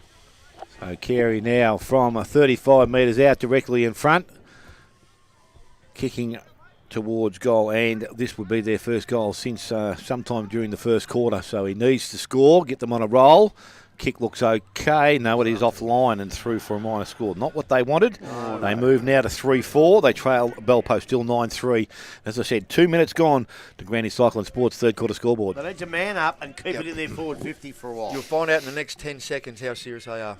Basically relieves for Belpost Hill. Kicks it out. Turner can't hold the mark for Geelong West. Mowat, who's been very quiet, can't hold it. Fantella's been tackled very severely. The ball's bobbled out. Turner's got it back. He's been forced to handball quickly to Ian Alley. He's running around in circles. He's also been very quiet today for his normal output. Will attack at the ball there. The umpires let that go, but player was hit high. Belpost Hill have come out with the ball again. Matt James, quick little kick for him, and he's found Dylan Whitney in the back pocket. He's waiting behind the ball as an option, and he was used by Matt James, and it's good that James is looking around for options rather than the 150 metres down the line. He's kicked towards Muir. Coming through is Curtis Hoare. He gets it across to Hutchison. Hutchison kicks into the forward pocket, and he's found Carey again, so he'll have a second shot for goal. He's the one obvious move that West have made. Spent majority of his time with the club in the back line, and he's now got a forward roll for this third quarter. He's going to shoot for goal, 30-degree angle. The right forward pocket, kicking towards the Torquay end of the ground, we'll call it at this stage. So Carey comes in, second shot at goal within a couple of minutes. That one looks similar across the face of goal, 1 point only. And this has been their other flaw. So another problem for them. So Caleb Baseley again has the ball in the back pocket for Belpost Hill. A long kick out to the half back flank, and he finds his captain. Jack Yates used his body well, got Bohm out of the road, takes a mark, comes inboard, and it's Matt James who has it again. This time he's stationary, normally very much on the move. Short kick from him, and he kicks it back to Yates, who marks on the half back flank. 70 metres out from Geelong West goal. I'll be wanting to get the ball back very quickly. Yates is forced to quit quickly. But coming down and taking an easy mark is Sable. Kicks into the middle of the ground. Quinn standing on his own. They're inside the centre square now. Sable kicks forward. Muir's on his own in the middle of the ground, almost in the centre circle. Muir runs around quickly to his right. Low drop punt, looking for and finding Costello, haven't seen much of him. He's played on. He's been tackled. He's lost tackle. possession Oh, of the swing ball. tackle, he's Lucky. paid. And he's got a Lucky. free kick for a sling tackle, and I have no trouble with that at all. I have plenty he of kicks trouble forward. with Fantella has the ball. Hand passes back into Sable. Sable across to Fantella again. The umpire's coming in, blowing the whistle. Sable's going to get a free kick, I reckon. Yeah, high. But even up to that centre-half forward point for the Belpo Still, there's 5 uncontested marks through Yep. the back half. And- There was and- just no pressure. That's right. And No pressure at all. I reckon Tari at half-time has said, I just want 20 minutes of pressure from you, and we're home. And that's what they're doing. So Sable has the ball now. He's about 60 metres out from their goal, directly in front. Certainly won't kick the distance. He'll be looking for a short option again, and he's found one. James has made position, and why he's left on his loan, I'm not too sure, but Matt James, half-forward flank. The man on the mark is right on the 50-metre arc. James is going back as if he's half a chance here. He'll be kicking directly into what breeze there is. He's gone back an awful long way. This is a Ben Brown type run-up. You're going to sell some candy on the mark, I reckon. Yeah, I reckon you might be right. He's got a man standing not far away on the mark he could hand pass to. He's twitching. So James runs around now. Horrible flat drop punt or Jeez, all that helicopter for that. punt into the court. Interesting though, all 36 plays in one half of the ground. Saw that last night on Geelong and West Coast. Yep. Often. It's an ugly, Through the ugly shutters. sight. So Mowatt's got the ball in the back pocket. He kicks it to Lima. Lima across his body in a hurry. And the umpire has paid a free kick, and it's going to West. And it looks like Curtis Hoare, who's got it on the far side of the ground. I think it's So Edwards. he's looking for options, kicks it long down the line, looking for Carey, knocked away from him. And Nesta Bell, Post Hill players, long hand pass backwards to Baseley. He kicks into the middle of the ground, and Ben Muir, who's been very, very good again today, the veteran defender for Bell Post Hill. And he has the ball. Another short kick, Adrian Fantella has the ball. Now on centre wing, he's played his best game that I've seen from him this year. Actually, it looked like his career was coming to a halt, but I think he's reinvigorated after today. Drop punt down the line for him. Costello in front, can't take the mark, punched away from him. Over the boundary line, out of bounds, underneath the scoreboard that reads 23 Geelong West, 57 to Bell Post Hill. 7 minutes into the De Grande Sport and Cycle third quarter. He's paid a free kick here. Yeah, against Off because the- he went on with it just off for a the little bit, ball, but I yeah. think he was a bit unhappy about the way he came across, but he's got the free kick and he goes backwards. Has Smith now deep in defence, so Bell Post Hill just pushing him backwards now. They're not being able to take too much ground. They've got players across the ground. Smith now might see his teammates. He goes in that direction now, and he's going to use Viney. Viney's out in some space. Needs to move the ball quickly. Longer option goes towards O'Callaghan. Out with him is Jones. Ball comes to ground. Support arrives. Quinn picks the ball up. Got a handball away. Maybe taken a little bit high. And the ankle, that says the umpire, basically picks the ball Make up up and your goes mind. goes along the boundary line. Well, he said both. He gave him the free kick, and now he's got the ball into the hands of Mann. So he's going to go further along the boundary line. We're looking for his teammate. Kick hung in the air a bit too long. Whitney wasn't able to get it, but Kerins did. Kerins now puts the ball back towards Costello. Oh, went hard at the ball. The umpire says he's taken his feet from under him, and he is going to win a free kick. I'll tell you what, I just about agree with that too, you know. You can't bump him in the legs anymore. That's what they brought into the game. So Costello with his first opportunity to kick a goal.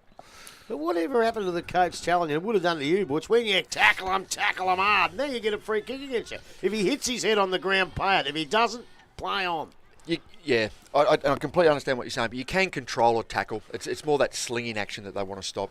It's just you just got to drop your body straight down. So Costello kicks that goal, and Costello has just drifted it across the face for a minor score. So Bell Post Hill now to 9-4. Geelong West still on that 3-5, and we have gone 8.5 minutes to Grandy Cycling Sports third quarter scoreboard. You just don't feel like West have come out and going to make a statement anytime No. soon. Like nothing's changed. Ball's kicked back into the middle of the ground. Bell Post Hill players up. West have got it out. Dye has got the hand pass out to Smith. He's under a lot of pressure from Fantella, but he gets around on his right foot.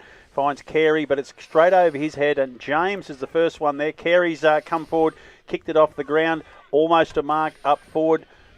Vasika's He's in looking, trouble. tackling very He's in hard, trouble. and he's going to win a free kick. It was White there, I think. Yeah, it was White who infringed, and Vasika has the ball.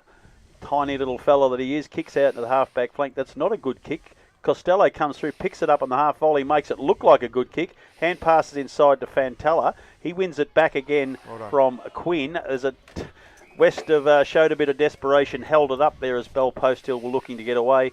But they need a lot more of that sort of desperation. The wind has actually got stronger this quarter, and Bell Post Hill are kicking against it. So West really need to take advantage at this particular stage. James is dragged off the wall. The umpire said he was held without it, and he'll win a free kick. And he's had plenty of it this afternoon and used it much better than normal, I would say. And he's kicked a magnificent goal earlier, so he's probably looking the best player on the ground at this stage. He finds Barton with a short kick to centre wing. And he hasn't had an influence in the game yet. No, none at all, Jimmy. He has not. He's waiting for next week. He dominated last week, very quiet this week. A long drop punt from him. It lands underneath the scoreboard. Fantella can't control it, comes out of the back of the pack to Viney. Viney breaks away, kicks into the middle of the ground. Down the He ground. has been downfielded, and it looks like there may even be some further action. The umpire said play on those. Smith kicks into the forward pocket. Dye is infringed from the front by McNamara and will take the free kick certainly. Still a bit going on behind play. I think it was Dylan Whitney who was involved in that downfield free kick. But all is settled now. Blake Dye will go back and hopefully, for West's sake, kick a much-needed goal. They're 6 behind at the moment. Already 11 minutes have been chewed up of this third quarter, and they still haven't kicked a goal with their use of the breeze. But this should change that. Whether it can get a bit of motivation through the entire group will be seen in a moment. Dye goes back and He's got it. kicked the goal. He does look He's not happy. confident. But if they need an example of what to do in the next, 20 minutes, there it is right in front of you. You've just got to pull the trigger, go long. They'll have confidence in their one-on-ones in forward of the footy, but they've just got to give it to them. They piss fart around. Can I say piss fart? Is that okay? No, You you just can't. did. In fact, you said it twice. Unfortunately, you Okay. just did. Sincere apologies. I tell you what, just look at some of these blokes walking off with these haircuts. I think they should take a trip out for you with your shears, shearing it, because they're terrible haircuts. The mullet has come back, but the old short back and sides is on today. I tell you what, Corio Footy Club used to be famous for their ink work, but we got the Bell Post Hill players. There's some fantastic artwork out there. Oh, yeah. A really good mob. Anyway, we're back in the middle. No, we're not. We're still coming through centre forward here. The ball went out into the car park for a while, but the boundary umpires are bringing it back. Well, you reckon the St Albans is hard on the players? I'll tell you what, it's hard on these little buggers running the ball back too. It's a long way to get it back to the middle. So we are finally back in the middle of the ground. Brown and Yates are going up. Brown wins the tap, but coming through again is James. He wins it. Hand passes again across to Page. Page, low drop punt into the forward pocket over the head of Costello. Can't take the mark. Coming through there to win the ball is Mann. Mann gets it to Costello. Back to Mann. Inside to Flacavento has been used as a forward the last couple of weeks, where you normally see him in the back line. He's had it for too long, and the umpire has given the free kick to West. There was a free man in the middle. If he can get up, it's Viney, and he takes a strong mark over the top of Yates. Got to pull the trigger from here. Viney's kicked out wide. It's looking and finding Mitchell. Mitchell plays on quickly, kicks into true centre half forward. Outcoming to take the mark in front of McNamara is Blake Dye. He confidently tells his teammates, I'm going to kick this, boys. You kick it from about 45 metres out, 45-degree angle, and he's the one player who can turn this game ahead if they can get the ball to his advantage. They have in the last couple of minutes, and he's lining up for his second goal for the quarter, third for the game. 2 long kicks to a one-on-one, and Dye's having a shot. If they want to turn into a contested game style and rely on their defence, Bell Post will run away with this. So Blake Dye now comes in, gets close to the man on the mark, kicks. It's gone a long way, but it's very, very straight. That's that is a much-needed goal. Kick. Beautiful kick at goal. His third for the afternoon. Geelong West's fifth. They're now 5-5-35. Bell Post Hill still well in front, 9-4. And we've just gone 12 minutes into this Grandy Sport and Cycle third quarter. Well, I'll tell you what, he is the bloke that can get him going. He's a beautiful kick and a beautiful mark. But if I'm coaching him and I see him give a bit of a salute to the Bell Post Hill box like he just did, I'll be out there kicking him straight up the bum because you're still 5 goals down, mate. Just get in and get the footy. There's no need for that. No need for it at all. Just like to see some other players getting hold of it. Bohm's back in the middle. Wins a very solid tap out, but coming through from the back line is Baseley, I think it is. Took that player on. He took on the tackler, wasn't penalised, and the umpire will come in and throw it up again. Them two first steps, they're his prior opportunity, I think. Bohm again gets it down, but to no real advantage. Coming through again is James. He's tackled, handballs it. He's won it back again, breaks away from another tackle, bounces, runs through the centre, bounces a third time now. Short little pass, which is unusual for him, and he finds Luke Mann. He's played a real team game today, Matty James. Goes wide. Page can't hold the mark. West have got the ball back. Lima gets it to Piers. Piers, a long drop punt down the line. He'll be looking for Brown. He can't hold the mark. The umpire has blown the whistle. Out of bounds. Far side of the ground. It is 5-5 to 9-4. We're exactly 15 minutes into this third quarter. It's the De Grande Sport and Cycle third quarter here. This is GDFL football. It's the elimination final from St Albans. Ball thrown back in. This time Bohm taps the ball back towards the boundary line. Vasika leads in the race for the ball. He will see it over. Yes, he will, as Mitchell applies some pressure. The handball goes back to the umpire now to restart play. Said man doing the work in that ruck. Barton looks like he might have pushed forward for a little while. Either that or he might have gone to Michael Lem by the looks of it. So the ball thrown back in. Ball gained back towards the boundary line. Brown was there. Has a player in support. Ianelli. He's tackled over the boundary line. Umpire says too long. And free kick will go to Jordan Sable. He's a bit of a workhorse. Is that 3 for him today? 3 holding the balls? Possibly. Well, I reckon he had 2 in the first quarter. I think you're right, Robbie. So Sable now kicks the ball along the boundary line. Ettridge is going to be the target. Lima comes up from behind. Can't hang on to it. Picked up out there. And again, tackle is applied. And this time, no prior opportunity. Umpire, he's let things go. Ball is coming out. Again, there's a number of people around that contest which now says to the umpire, it's going to come back to me. So about to be thrown back in the air once again. Bohm up over the top. Again, Bell Post Hill read that nicely. The ball gets out the back to Ianelli. Quick hands. Goes into the hands now of Mitchell. Runs. Looks inside 50. Goes towards his mate in Wallace. Wallace can't take the mark. Dye did nicely. Tried to keep the ball alive, but the ball's gone over the boundary line and we'll have a throw in. Actually, Andrews looks like he's gone back to him now. So a change of position there. McNamara has gone to Justin Carey. I don't know if you need to do that. He hasn't outbeaten him outpointing him one-on-one. Might be worried about the pace, just that lead up, as Andrews has got that quick explosive pace as well. So ball has been thrown back in. Again, ball not coming out of the contest. Umpire to come back in and restart play. Still inside forward 50. And a quick kick from there will have a score of some description. Ball tapped out, and again it goes towards Wallace. Wallace runs round, kicks back towards goal, and I think he likes it. It's just offline.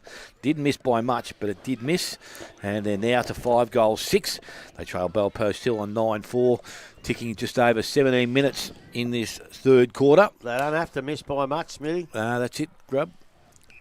It's Baseley now. Just taking his time with the kicking in duties. He goes short and will find Fantella. Still inside defensive 50. It's like a Bento in space by himself. He was going to thought about it for a short period of time, but changed his mind. Goes along the boundary and out wide. Goes towards Mann. He's up in front. Mark not taken. Again, West come from the contest with it. Turner couldn't clear the last tackle. Ball back underneath the pack. Picked up. Staggart it is. He's tackled. He won't come out of the contest. And again, umpire to come back in, and he will get the ball back. Throw up just outside, forward 50 this time. So Bohm again up, taps the ball out the back this time. Picked up Bell Post Hill. Again, they try and keep the ball running, goes towards Page. Actually ran into his own teammate and then gave the handball and put his team under a bit of pressure. Again, ball not coming from that area.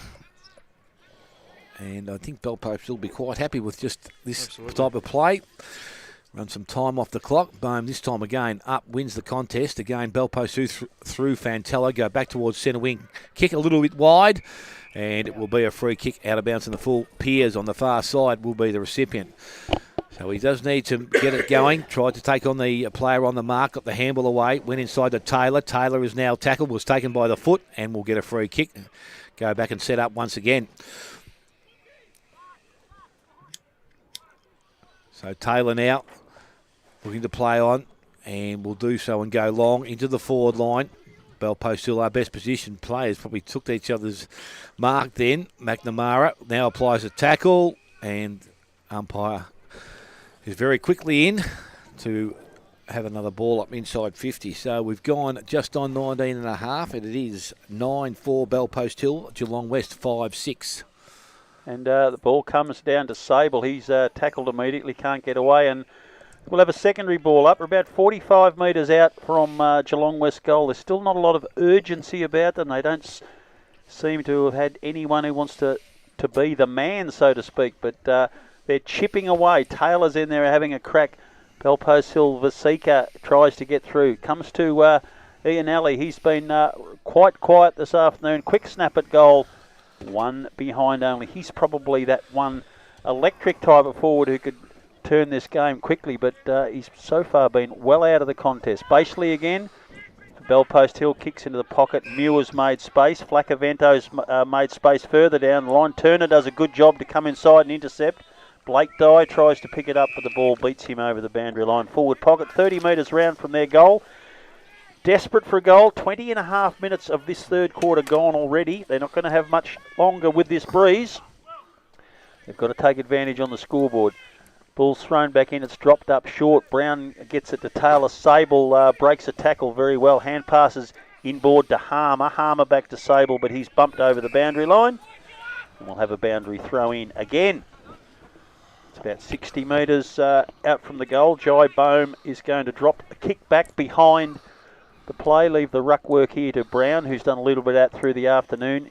He's with Jack Yates at the moment. Neither gets the ball. Wallace picks up a crumb. Hand passes wide to a teammate, but Fantella's done a very good job trying to get possession of the ball. Coming through Smith. Hand passes it backwards to Mowat. He's not going anywhere. Tackle by Harmer.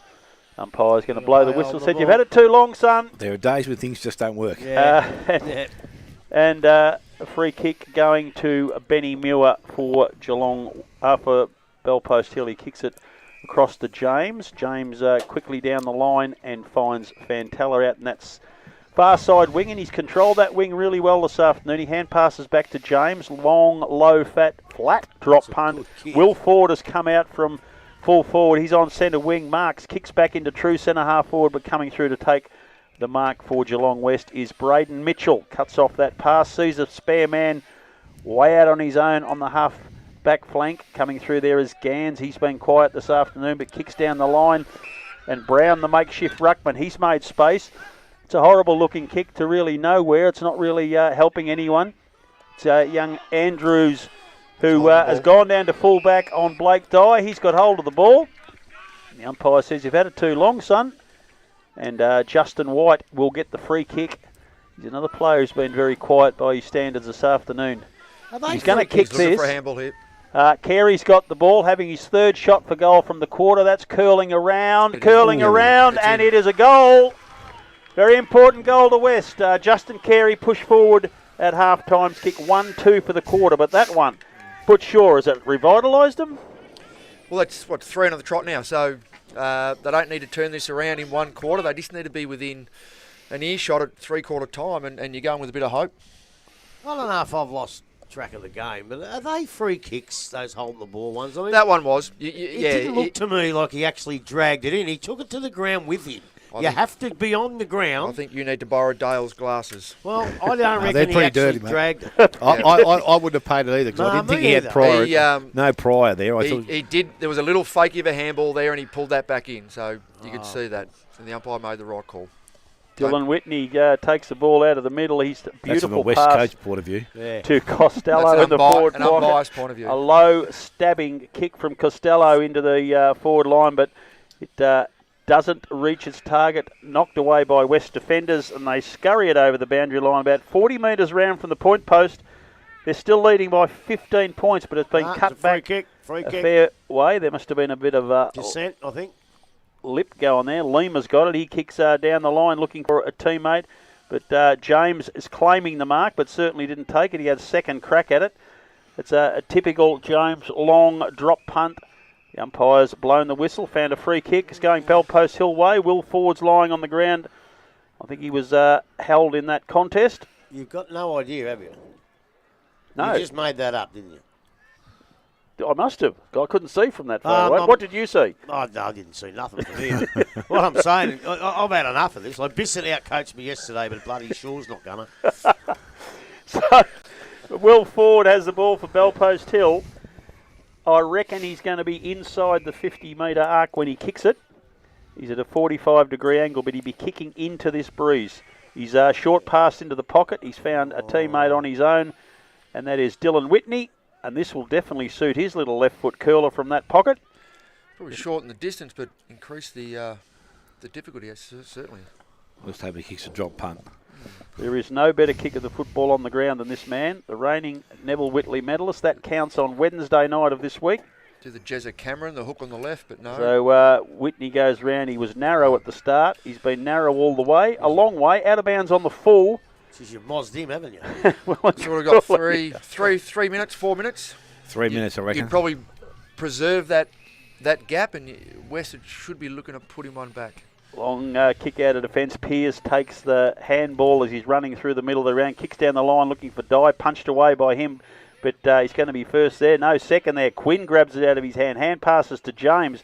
Coming through is Ian Alley, but his hand pass is intercepted. Harmer kicks forward. Will Ford comes out again.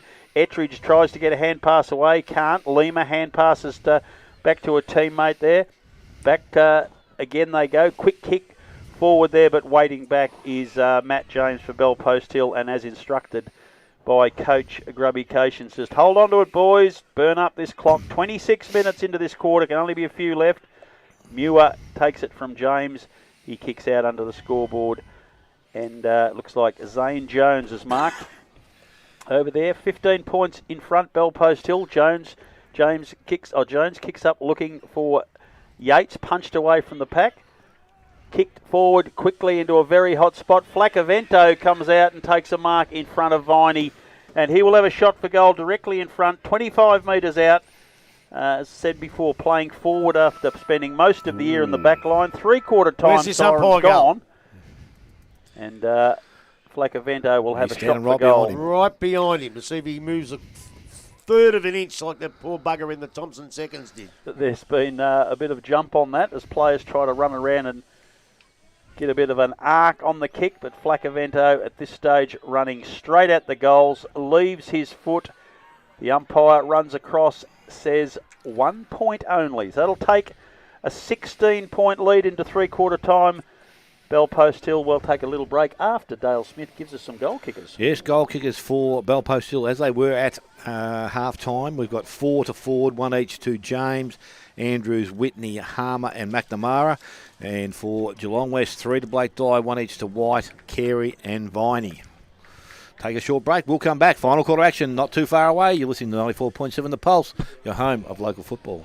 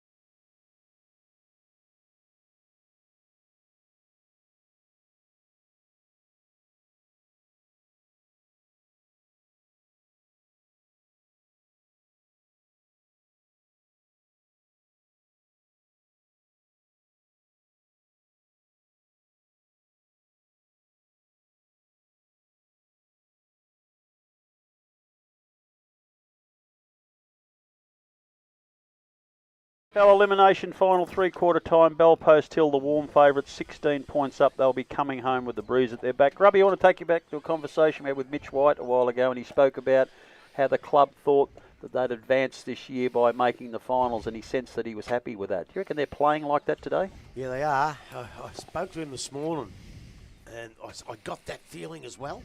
And I hate it when you get that feeling because, you know, I had it all written down. If Butch had chosen Bell Post Hill, I'd have had my speech written out of what I was going to say to him before the game. And it had nothing to do with kick to position and kick.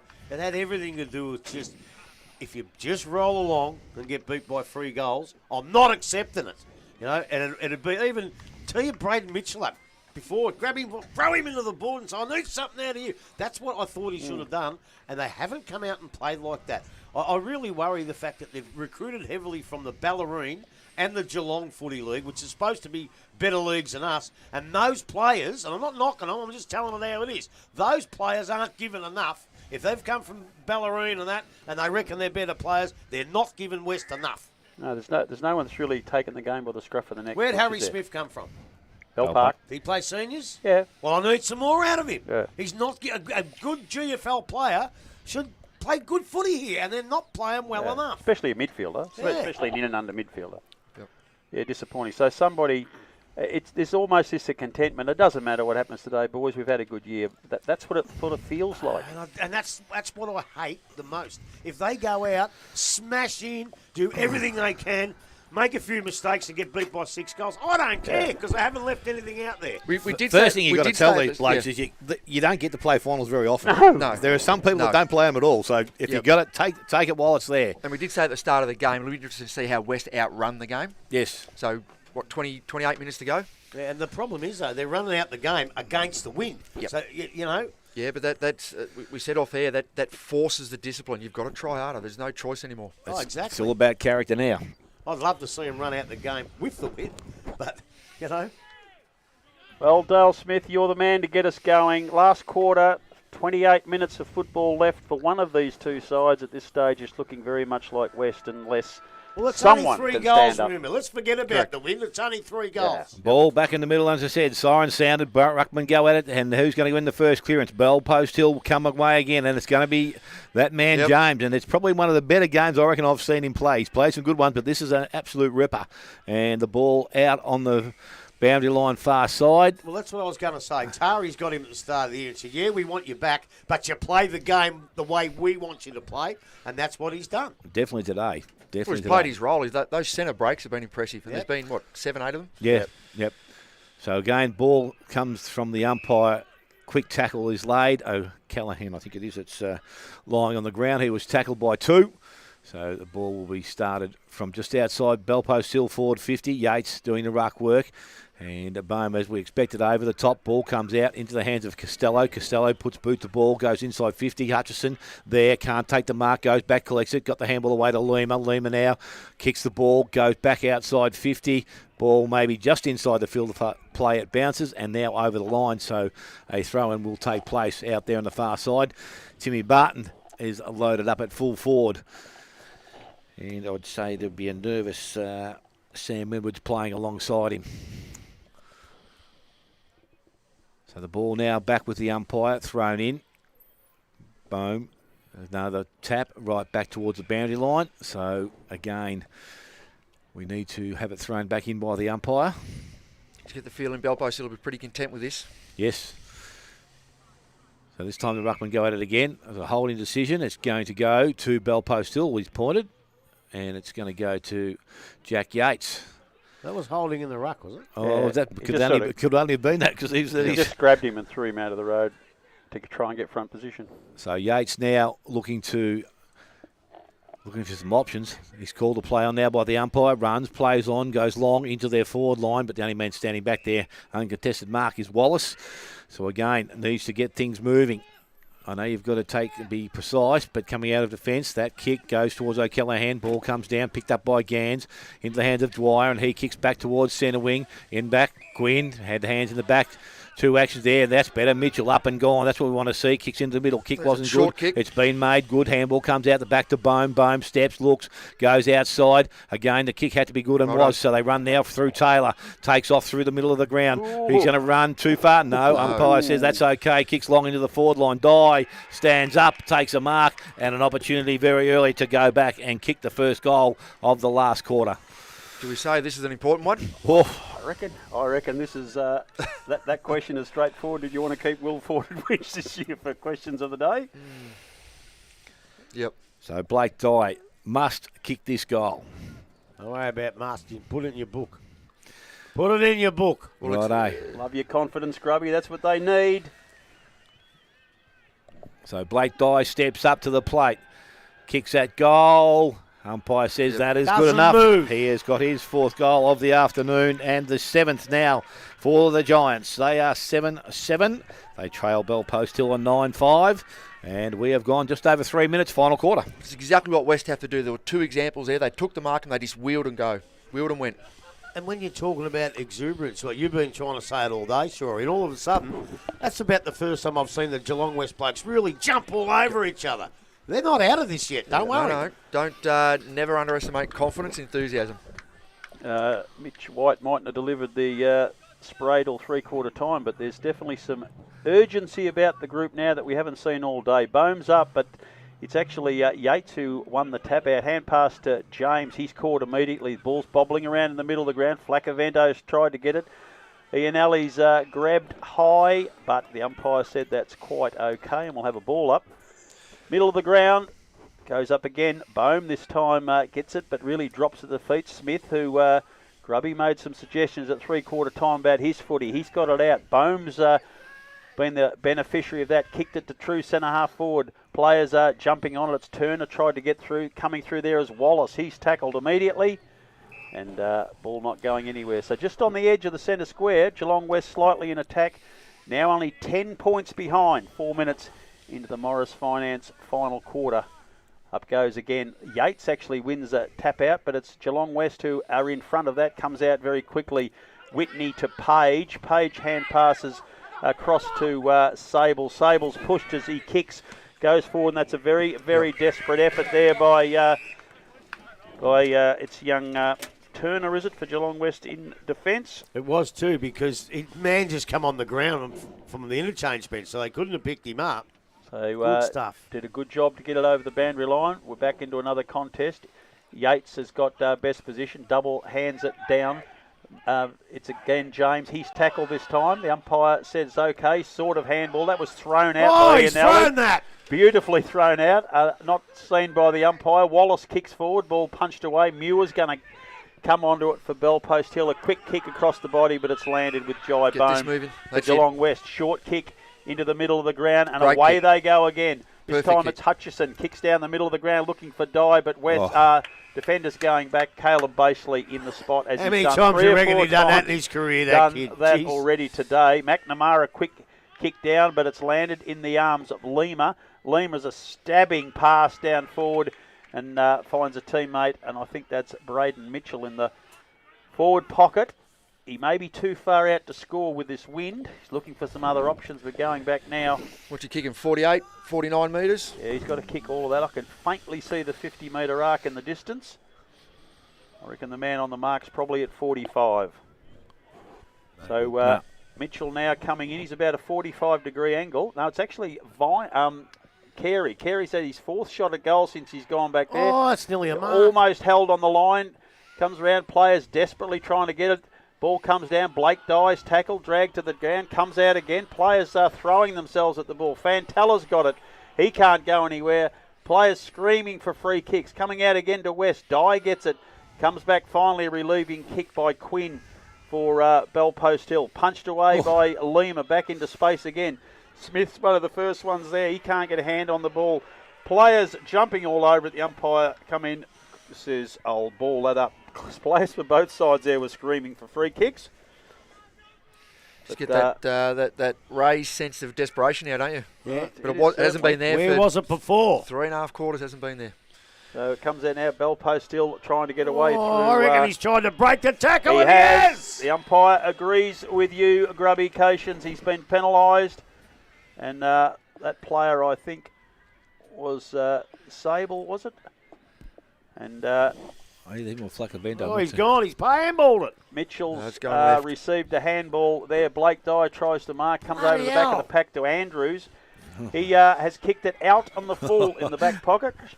So just there before, the player who'd won the free kick hand passed it to Carey, took one step and had a shot at goal and just looked like it was going out in the full. West playing on again now, coming around, kicking long and low into the forward line. I reckon he's gone out of bounds. Well, something's happened down there. That's a free kick. He can't have ran too far. Surely not. The other bloke ran 27 metres and never got pinged before. But something's happened. Something's happened, and Bell Post Hill have won a free kick. I've got no idea what that was for. But so you tell that other bloke to take responsibility, go back and kick for goal rather than hand it off. Yep. You know? Oh, absolutely. And we actually tell our guys, probably giving away a bit of a secret. If you're within 60 metres, don't bomb it long. Yeah. There's no honour in long points. So Flaccavento it is. He kicks long down the line. Lots of players up. Punched away by Will Ford, actually. Gone over the boundary line. Right in front of the scoreboard that shows the Geelong West Giants 10 points in arrears at the 8-minute mark of this final quarter. It's the Morris Finance final quarter here at St Albans. Don't be surprised if Timmy Barton comes straight on and goes straight into the ruck. Ball now from the ruck contest, picked up by James, went in the right foot, then went back on his left. Not too sure why, but he has a player out there by himself. Went to Sable. Sable's going to give it back to James. Need to evade somebody. They're dropping the ball. Go They from put here. a bit more That's pressure now. They play on now and go quickly back into the forward line. Basically, it goes back with the flight of the ball once again, but sees the ball over the boundary line. So Bell Post Hill will be able to get some numbers back, and as I said, there's 4 blokes waiting to come on the ground at the present time, and because the play's over the other side, they can't release them. And just to add to that, bombing it long, James used to bomb it long. Now he doesn't. It's not going to win him another Whitley, but he's better for the team. Absolutely. So there's a free kick being given high, and it's going to a Bell Post Hill. I'm not too sure who the recipient would be. Sable by the look of it. Yep. He's going to get one back for his side. So Sable now from half-back line, decides to go out towards centre wing. Costello's out in front. Ball gets out the back of the contest. Picked up there. His teammate in Ettridge wriggles around and kicks back inside. The kick didn't travel too far. Lima stands under it once again and takes the mark. Don't drop them over the edge, Grub. He played on there. Umpire said he's gone. Ford tackles him and now he's gone. But yeah, but he's trying to do the right thing by his team and get it moving. that could be 50. It's going to be 50 no, or a it's not. reversal. He was a bit lucky there. So Lima now just hands the ball back to to Will Ford. Ford goes out wide, player out there by himself. They pushing forward. Mark is taken. They steady, go back inside. Flaccavento goes inside to Fantella. So Fantella has James on the run, and they use him this time. He goes long into the forward line. Out in front is Mann. He's just going to take a mark on the chest and go back now and can steady. We know he can kick a goal. He finished off Inverleigh a couple of weeks back.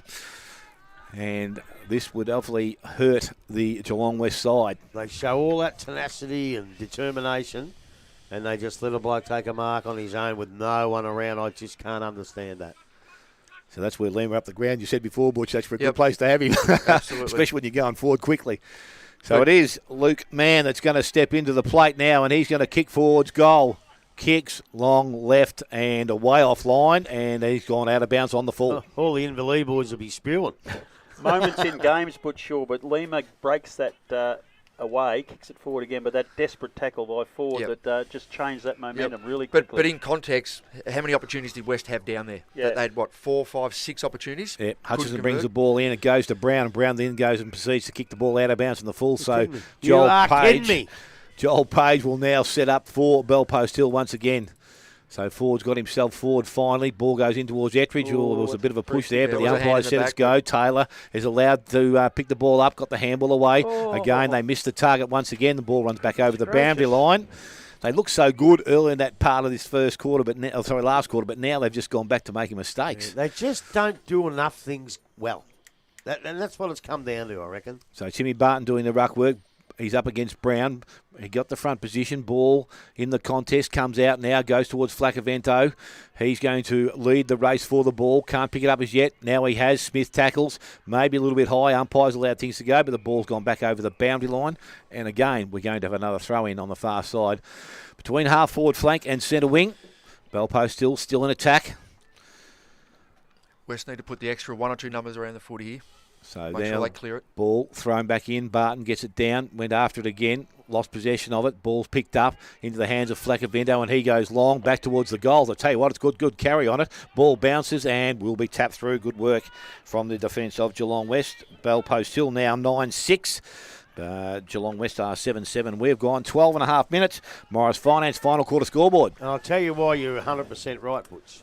Because if the ball stays down there, even if Belpo still don't kick any goals, if it stays down there, West can't win. So that's why you're right. They have to get it and clear it out. Yep. So Lima's got the ball in the goal square, runs out now for Geelong West. Drop punt, it's low, looking out the other side for Hutchison. He gets there first, but he fumbles again. Page is the recipient of that fumble. Hand passes to Dylan Whitney. He kicks forward. There's going to be a chest mark. Well, probably a free kick for pushing the back, if not, and that is Ettridge again, underneath I think. that Ettridge, who's had a fairly busy last quarter after a quiet first 3. We all know that he's capable. What he's capable of in a short amount of time. Kicking it, he's not going to kick this. Is he? No, I don't think so. Been kicking I think them he's really outside range. You can see how costly it is when you get it multiple times deep forward and you don't convert. Yeah. So Ettridge now flat drop punt, and that is a beautiful kick to a lead from Costello, and he's going to have a shot for goal about 15 metres out, bit tighter than 45-degree angles, but he would stick this through with his eyes closed. I'm going to put the Moz on him. He has. I'm going to put the Moz on him. This is a certainty. He's kicked plenty of these in his time. An absolute star for the Bell Post Hill team over, 101 games we know. And he's kicked it. Judd's celebrating the moment it left his boot. Just. So they now ease out to a 17-point lead again. And we've gone just on 10 minutes into this. Morris Finance final quarter. West, I hope it doesn't sap their energy, Butch. I think the way the game's going and how hard goals are to come by, I think that's almost first nail in the coffin. Yeah, I think it is too. But I tell you what, when you get a bloke like Cozzy having a shot like that, he's one of those juniors that kick goals over his head from the boundary. And every now and again, those type of blokes miss it easy. I remember Lukey Luddick back in Werribee, kicking him over his head, and he had a shot 20 metres out and missed. So you never know with those blokes, but that one's pretty important because I don't think West can get back now. You say hard goals are hard to come by, especially up the Gordon Tafe end of the ground. Yep, and especially in the middle. They just, with Bone being the dominant ruckman, they just haven't taken advantage in the middle. So ball again from the middle of the contest. It runs out. Now there's a free kick being given, a push. Actually, Belpo Silway. I would have thought that was the other way, but it's going to Fantella. Umpire wants to handball the ball back, or he's going to miss.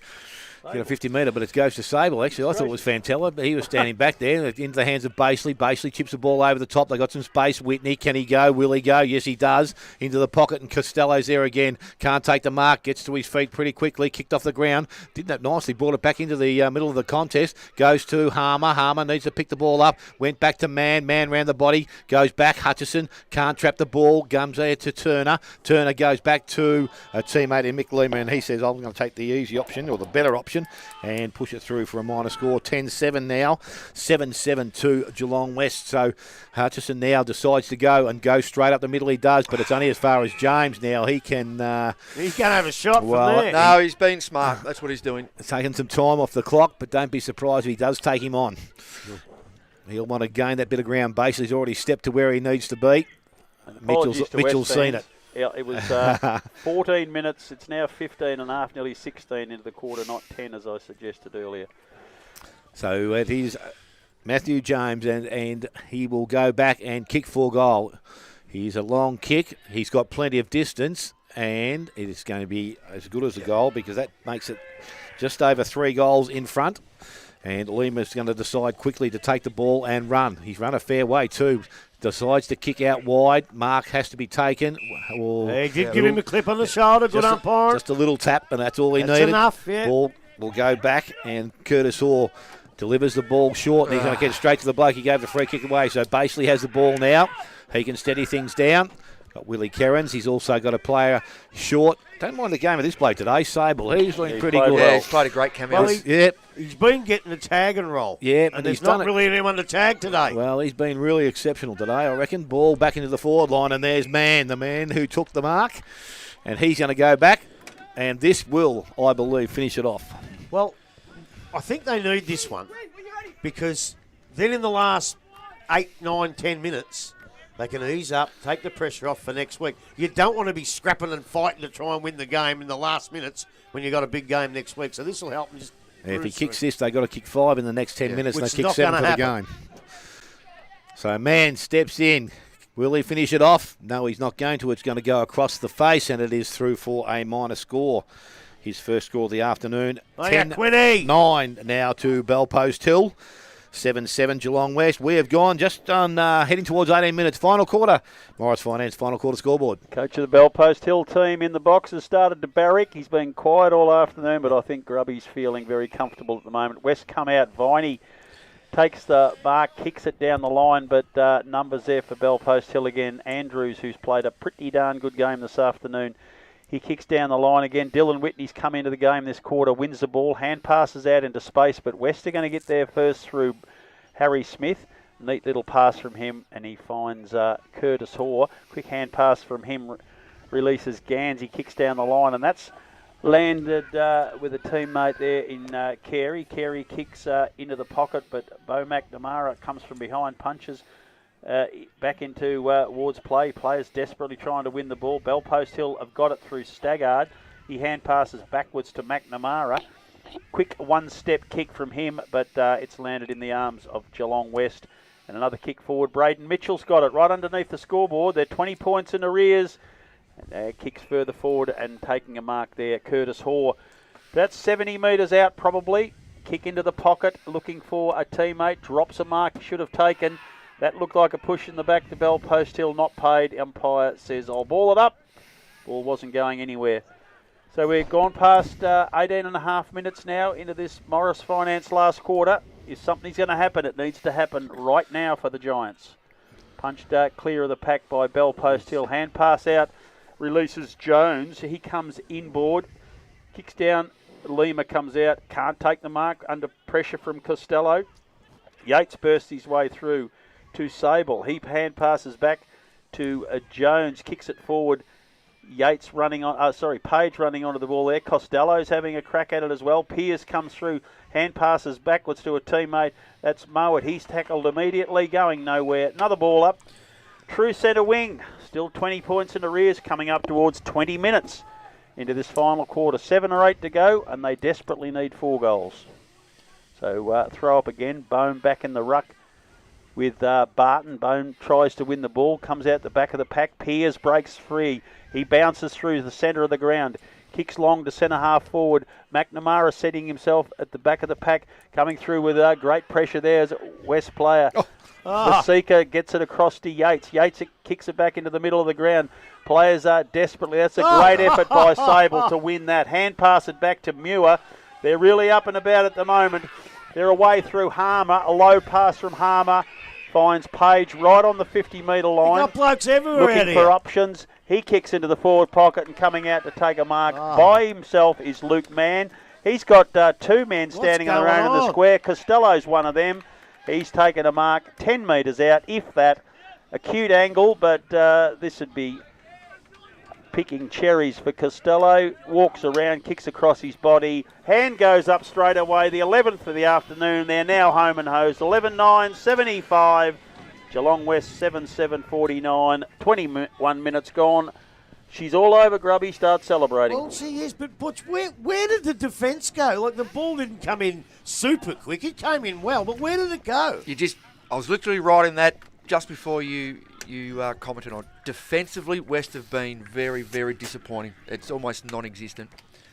And it was evident there. There was 4 or 5 options in the forward 50. He just could have picked any one of them. Yeah. Went to the long one, Costello, and rest is history. When the ball comes in brilliantly and quickly, I give the defence a pass on that, but it didn't. Yep. We're in the middle again. Bohm and Barton. Bohm gets it down. This time they actually win the ball on the second effort. Comes out to Turner. He kicks left foot down the line, but making good position at the back Had him is by the arm. McNamara. He was held by the left arm in that contest, and he will receive a free kick. He's played a pretty serviceable game, the quality defender that he is. Will no doubt be in a line for a Team of the Year position again this year. Bohm at the back of the pack punches. He's punched it again, straight over the boundary line. Who will be?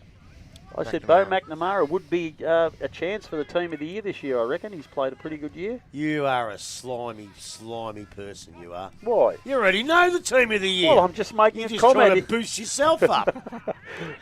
I had him in mind. Harry Smith for Geelong West. That's a chop of the arm if ever I've seen one not paid. Comes back and Tim Barton just walks away from Bohm, kicks the ball high up and under into the forward line, punched away by Ford, but he's going to get a free kick for a chop of the arm or push in the back of the head, and they missed that one earlier. That's that bit of luck in a game of footy, and if it wasn't sealed before, he's going back to kick his 5th for the afternoon. Not much in it. Technically there, but not much in it. Yeah, I didn't actually think it was a chop of the arms. He went for the footy. I was just about to say that kick from Timmy did Will Ford no favours, but the umpire did him one. Or just pays to play in front, doesn't it? Yeah. It does indeed. So Ford has been doing that. A very, very good full forwards game today he's played. He's kicked pretty well at goal, and he's going back for his 5th for the afternoon. We've still got, 5 minutes, 6 minutes? You just hope West don't put the cue in the rack and Belpo still pile on another 5 goals. Shot at goal has faded away to the left. You still want to see something. Another beyond. That's 11-11, 77. Geelong West 7-7, 49. We have a symmetrical scoreboard. So into the pocket now. Kicking out there is Hutchison. He's kicked it straight down the throat of Caleb Bashley. He finds his mate Joel Page in the middle of the ground. Just at the back end of the centre square. So Page kicks across. Harmer's setting himself to take the mark. Coming out is Lima, who's been West's best player again today. Gets it back to a teammate. Comes across to Turner. That's not a really solid effort to get the ball. Hand passing it there is Ianelli, but it's intercepted by Fantella. Hand passes to Costello. Kicks into the hot spot. And Jaden Ettridge uses his body beautifully, as he does so often. He plays like a 6'4" player sometimes, and he's only 5'8" or 9. He just leant on his opponent, Smith, put him out of the contest. Took an easy mark, 20 metres out directly in front. And although his kicking's been a little odd today, I reckon he'll handle this one all right. So he goes back. He's very, very happy, punching the air straight away. 12th goal for the Panthers this afternoon. 24 and a half minutes gone. Time to celebrate. Look, I know we've been a little bit harsh on West, but do we go back to the fact that they're just not quite good enough? Like Bellpost Hill mid-range of the year were okay, but they're playing a lot better footy now. But I've got a question to put you on the spot, Rob. What's a symmetrical scoreboard? That's annoying me. Oh, sorry. It was 7-7 and 11-11. It's actually not, because the scoreboard was quicker than me. It was 11-10. I thought if an extra point, 7-7 and 11-11, that's symmetrical. I think you should keep your symmetricals to yourself. So if they kick 2 more points, is that symmetrical again? Yeah, that will be symmetrical again. I like that. I'm going to use that in a couple of minutes. Ball from the middle of the ground. Contest made. And as I said, Bellpost Hill not willing to give it up in there. And it's not going to come out. So we'll have another ball up to take place. Only problem there is, Smithy, you've got to say the word Yeah, no, I symmetrical. can't say that. Say that. Can I spell it? No. Ball from the contest comes out, and again West, they come through Smith. He picked it up and then put it down straight away. Bellpost Hill now with man over the top of the ball, looking for some options, got the handball away, only as far as Bohm. He's tackled. He's able to get boot to ball, goes back towards man. And it's not going to come out too quickly, but now James is going to take him on. He's going to get the ball, run, carry, and handball. Probably wasn't well directed. Quinn made it good, got it handball back. James, he got through some traffic there. And now he's just weighing up the options. He's going to go long, going to go towards Kerrins. He's in front. Mark not taken. Spoil comes down, and it's run towards the boundary line, and we're going to have a throw-in to take place. I reckon we've got about a minute left, I reckon. Well, Putsani took Dylan Whitney off 2 minutes ago. Would you have put him on ice a little bit earlier than this, the way he's moving? If he's feeling fine. He's not. Feeling fine. He's limping. He's playing for a lot of pain. So the ball thrown back in. Bohm taps the ball down, goes towards Hutchinson. Can't pick it up. Picked up by Harmer, though. This time he goes long into the forward line. Page is there. And Lima also made the contest. Ball comes down, picked up out there forward, gets back on the right foot, goes back towards goal, and that's the way you want to finish a game. He's got his 5th of the afternoon and 13 now for Bellpost Hill, 13-10. They lead Geelong West 7-7, 27 gone. Final quarter, Morris Finance final quarter scoreboard. Sorry, Jamesy, but there's no dinner for two up for grabs in the finals, mate. You're going to go without. Because he's played a ripper of a game. How many times has he... I know he's got caught a couple of times, but that's what you do in finals. Give it everything. If you get caught a couple of times, fair enough. But the times he's got out of trouble and made Bellpost Hill forward line kick the goals, he's got to take a lot of credit for that. He's had 12 or 15 clearances, hasn't he, Butch? Yep, absolutely. And you talk about getting caught. Mistakes are inevitable in this game. They're going to happen. But the ability in the character to keep going, he's example. He just hasn't stopped all day. I reckon the netball's over. And? Well, there's no one there. We don't know. It's a good sign. It wasn't dark enough to see the electronic Doesn't matter because the ball's scoreboard. come out of the contest and it's run quickly into the forward line. Handball comes back. Sable will be good for him to kick a goal because he's been exceptional also. Goes to the goals and Will Ford just escorts it through. And Jordan Sable has got his first goal of the afternoon, and now it is a bit of a mockery. 14-10, 7-7, Geelong West, 28 minutes gone. We just spoke, a couple of minutes ago about West putting the cue in the rack defensively. Come on, boys, you've got to keep going. Look, how long have we gone? 28. Yeah, well, I'm going to go against you, Butch. It's 28 minutes gone. There's 7 down. Well, you reckon they're Hit a the chance? showers. Hit the showers, mate. Hit the showers. You're gone. It's finished. You've done your best, and you weren't good enough, but you've made the finals for the first time in a long time. Next year, improve a little bit and just make a bit more presence, although the draw might not be quite as favourable for them, so they're going to have to fight a lot harder. Absolutely. Outside of this game, you probably give the season a tick, but this game sort of certainly put you back a little bit, hasn't it? Yeah, disappointing finish. The ball's come out of the middle. It's gone West way, but Bellpost Hill, wonderful job there. Jones across to Vasika. He kicks down the line, bounces over Costello's head, but he's back onto it. He brushes through a tackle as if that bloke wasn't even there, stabs it towards forward as the siren sounds. 14-10, 94, Bellpost Hill, Geelong West 7-7-49, a 28-minute and 51-second final. Morris Finance quarter finishes off the elimination and the season for the Geelong West Giants. Goal kickers, please, Dale, and we'll go back to the studio. 14 goal kickers were Will Ford with 5, Nick Casello 2, both in the last quarter, and also one each to James, Andrews, Whitney, Harmer, McNamara, Ettridge and Sable. And for Geelong West, 4 to Blake Dye, 1 each to White, Carey and Viney. So a comfortable win here for Bellpost Hill, which we'll see them go on next week to play Bannockburn. And we're looking forward to that already. So take a short break, come back, and we'll have final quarter summary, I suppose, from Grubby and the two coaches, and let us know what they did and what they could have done better. You're listening to 94 point. To go first. Yeah, I suppose. You're listening to 94.7 The Pulse, your home of local football.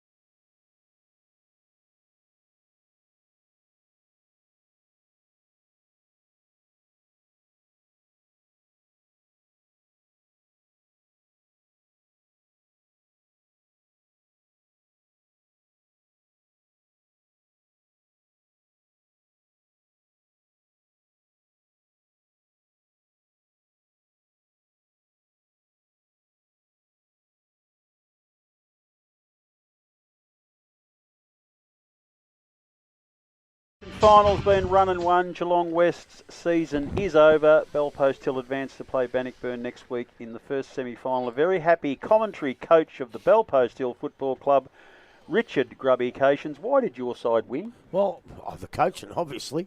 But and I think Winchelsea are going to have a long, long look at who they're going to be in their coaching box next year after I've completely outcoached him.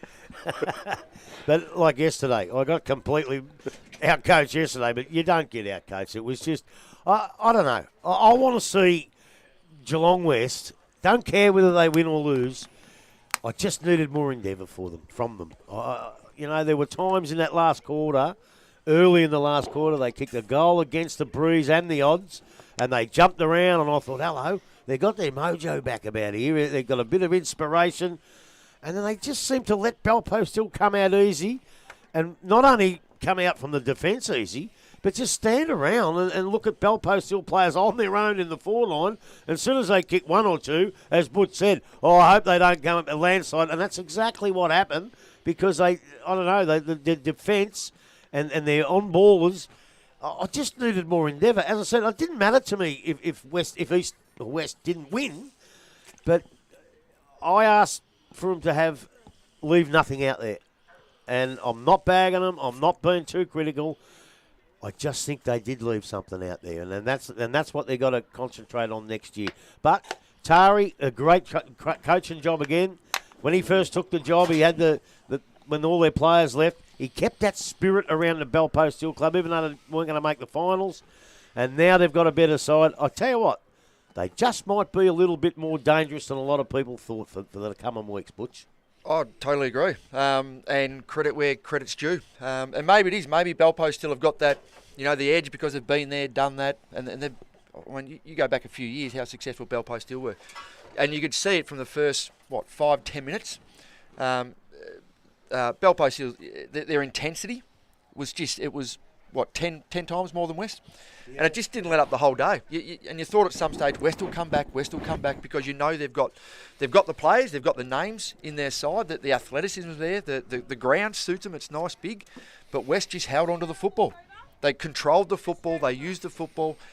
The Bell Post Hill game style is really, it's known. Everyone knows what they do. And West didn't combat that. Defensively, let them have it. And it cost them. They manufactured their goals. They just kicked it long when they got to, 60, 70 metres out. Will Ford, Nick Costello. I know Nick probably kicked a couple at the end there. But you give these guys one-on-one opportunities, and West just didn't want to defend all day. So it was disappointing. Yeah. When they play that style of game against the wind, right, do you reckon they just didn't pay enough attention to trying to stop them?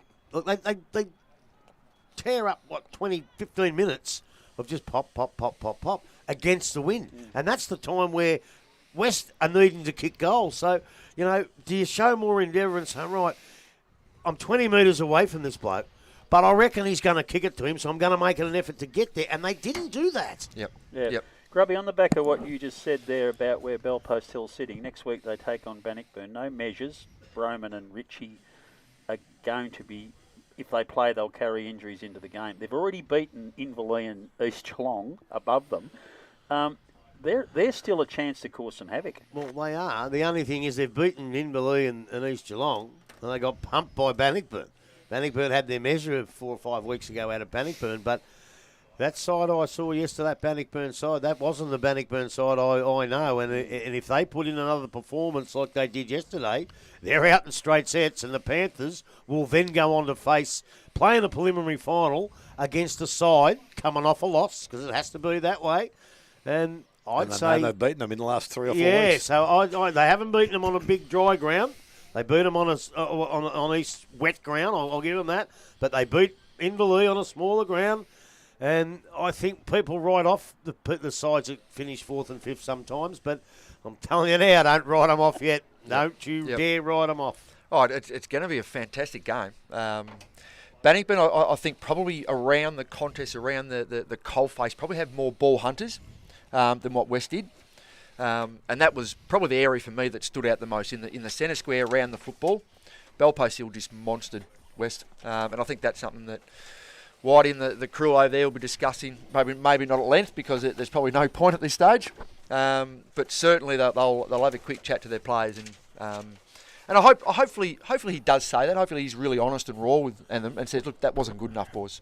Yeah. But again, credit where credit's due. Belpo still played a really finals-like style of football. Oh, they did. And when you're talking about Mitch White, what he says to them right now, I don't know if it actually sinks in, but, call the boys up and say, look, let's go up and have a beer on Tuesday night at the club rooms, and we'll sit around and have a chat about it then, calmly and collectively. And they sit down, they have a couple of beers, and they listen to what Mitch says. Because I'm sure Mitch didn't want them to play the way they played today. Yeah. As a coach, Butch, Justin Tarr, I reckon he's done an exceptional job because he's got a plan which he sticks to. And the beauty of it is the players don't second guess it. They all know what they're supposed to do. Grubby mentioned about everyone's got their role to play, the Gurgic methodology, but in a game plan that's simplistic enough that you just know what you're supposed to do at any given time. There's experience at round to keep. As an off-field coach, it must be comforting to know that you've got those senior players that just keep that going all day. Yep, absolutely. And I say to not just my guys at Winchelsea, but to everyone, it's the best sport in the world. Because it goes for 2 hours. You've got 36 guys on arguably the biggest field in the world. Mistakes are going to happen. But the team that pushes that to the side forgets about that and just keeps going. And Belpo still did that. They did that for 2 hours today. Yeah. They just didn't care about mistakes. And it wasn't pretty. There was a lot of patches of play that Belpo still went through. It wasn't pretty, but they just got it forward. Didn't matter. Got it forward, and the weighted numbers puts it on the scoreboard. Well, Rob's going to argue with that because he reckons the best game in the world's netball. Everyone's entitled to their opinion, Grubby. Grubby, we've seen Belpo still half a dozen times, maybe 7 this year, and we've never seen a pretty game, but they've won most of them once we've seen. Exactly, and that's the way they play their footy. I'll tell you what they've got, Belpo still, and I know because I go into their club rooms after the game to present the award. I get there early and I speak to them and I talk to Tari. And I talk to the players. What they've got is an unbelievable belief in themselves. Now, sometimes I think they rate themselves too high, I must admit, when they said they could do this and they could do that and he's a gun and all that. But they continue to prove you wrong, and their self-belief is unbelievable. And that can carry you a fair way when you're playing against other sides who are probably not playing their best footy of the year. A couple of these sides have played better footy during the year that they're playing now. You can't count East in one of them because we haven't seen them yet. We'll see them next Saturday. But Inverleigh are surely not quite playing their best footy, neither are Bannockburn. At three-quarter time, how would Geelong West have gone with that belief you're talking about? Because they didn't have it. No, they didn't have it. They just didn't have it. And when you look forward to next week, our biggest thing yesterday was, what are you going to do with Kieran Fulton? Well, guess what? You can play him forward next week because Belpost haven't got a ruckman. They can throw Cole in there and he can still win. And then you've got Fulton down forward because they need someone to kick their goals for them because they're running out of options. Yeah, very much so. Looking forward to that game already. Butch, before you go, you've seen the two best sides, East Geelong and Inverleigh. They line up on Saturday. How do you see that one going?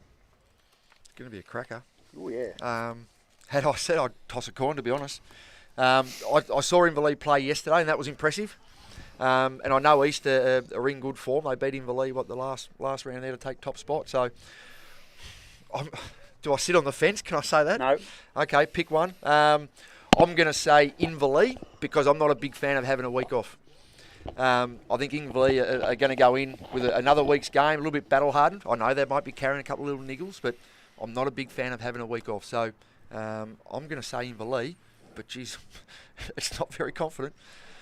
Excellent. Well, we might wrap it up. We've got no bet. Oh, by the way, did anyone arguing that Matt James wasn't the best player on the ground today? Oh, no, I won't argue, but I think you have left out something which I think we should have a quick talk about. What's that? Who's going to take Neville home on Wednesday night?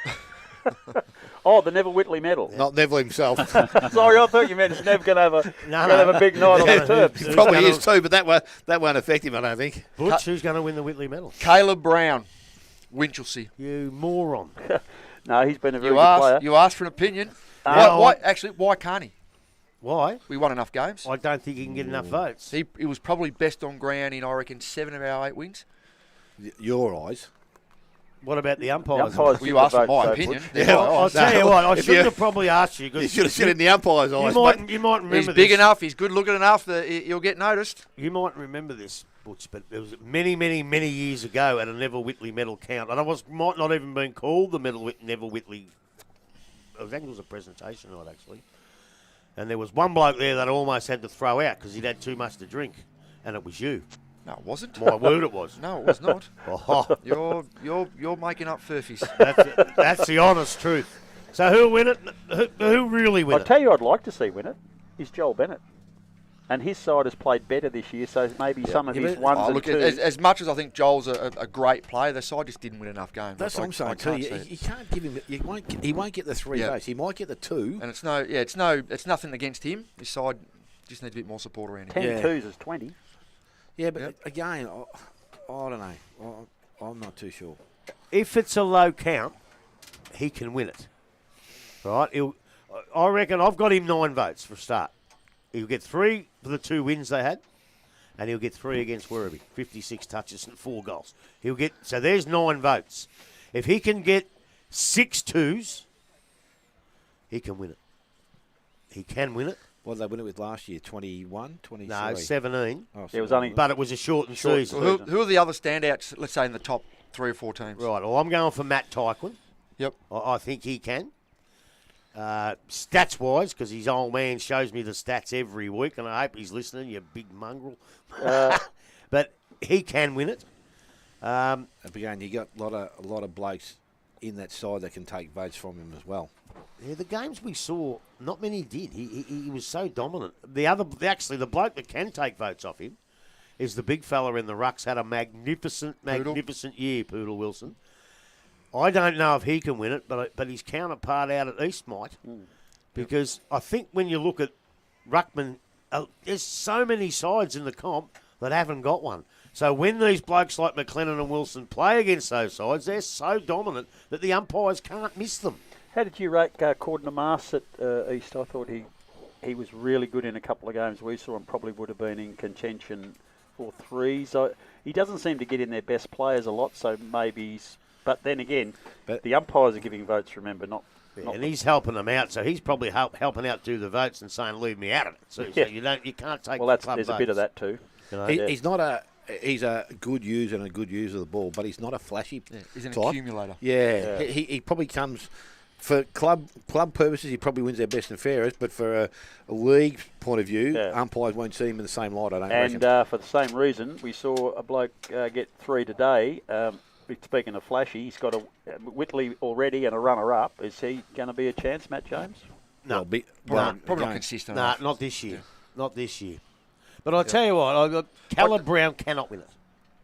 He cannot win it. I'm going to be diplomatic and say nothing. I think he can, and that's realistic. You know what? I know he can't. Well, unless you've seen the votes. No, I haven't seen the votes, Okay. but I do know that the Whitley medalist is in the team of the year, and Callum Brown isn't.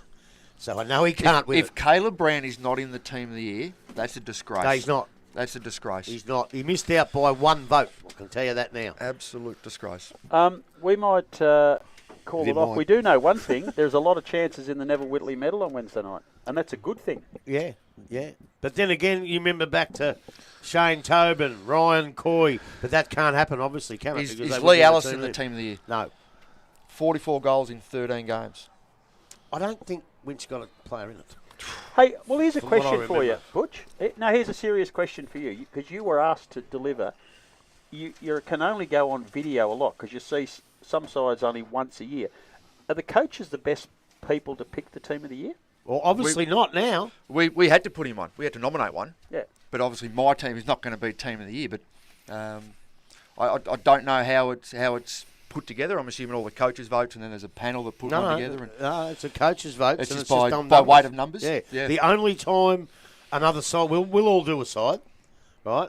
And all these boys do a side. If there's a tiebreaker like there was in the ruck, so we went to tiebreaker. I went for the bloke who didn't get in, but he finished up on the bench, of course. These two blokes tie-breaked it, and, well, I might as well say Timmy McLennan got in the ruck. So that's a tiebreaker. But all it is count up the votes from the coaches. And I had this argument with Johnny Mitchell, but I had to actually agree with him that you might play West once for the year. That's the only time you see him. And the bloke might play an absolute blinder, so you put him in, or a bloke might not get a kick and you don't. But the coaches haven't put Caleb Brown in, which every game we've seen, which is not a lot of Winch games, but he's been very, very, very good in the games we've seen. But we don't get to pick it. It's other coaches. That's it. I think you saw that Cryer game early. Now, he was clearly. Oh, better than yeah, Brown. he was. Yeah. But he's probably done that 8 times. Yeah. 8 times. Well, as I say, maybe form an independent panel, but it's very hard to get someone who's not parochial. But, as I say, the coaches may not see enough of the other players. And I agree with that. It's a difficult one. Righto, boys, thank you very much. Christian Butchshaw, thank you so much for giving up your Sunday afternoon. We really enjoyed your insightful thoughts and commentary. You've kept Grubby at bay, a nice little tussle in the coach's box. So 1 each for you for the weekend, Grubby. And I bet you're excited about next week. Well, I will be come next week. At the moment, I just want to get home. But I will David be Steele, next week. also thank you very much back in the studio. Really appreciate Thanks, it. Steely. We'll talk to you soon. all right. This has been Thanks, 94.7 of The Pulse, your home of local football. See you next Saturday. Yeah, mate. Bye. Bye-bye.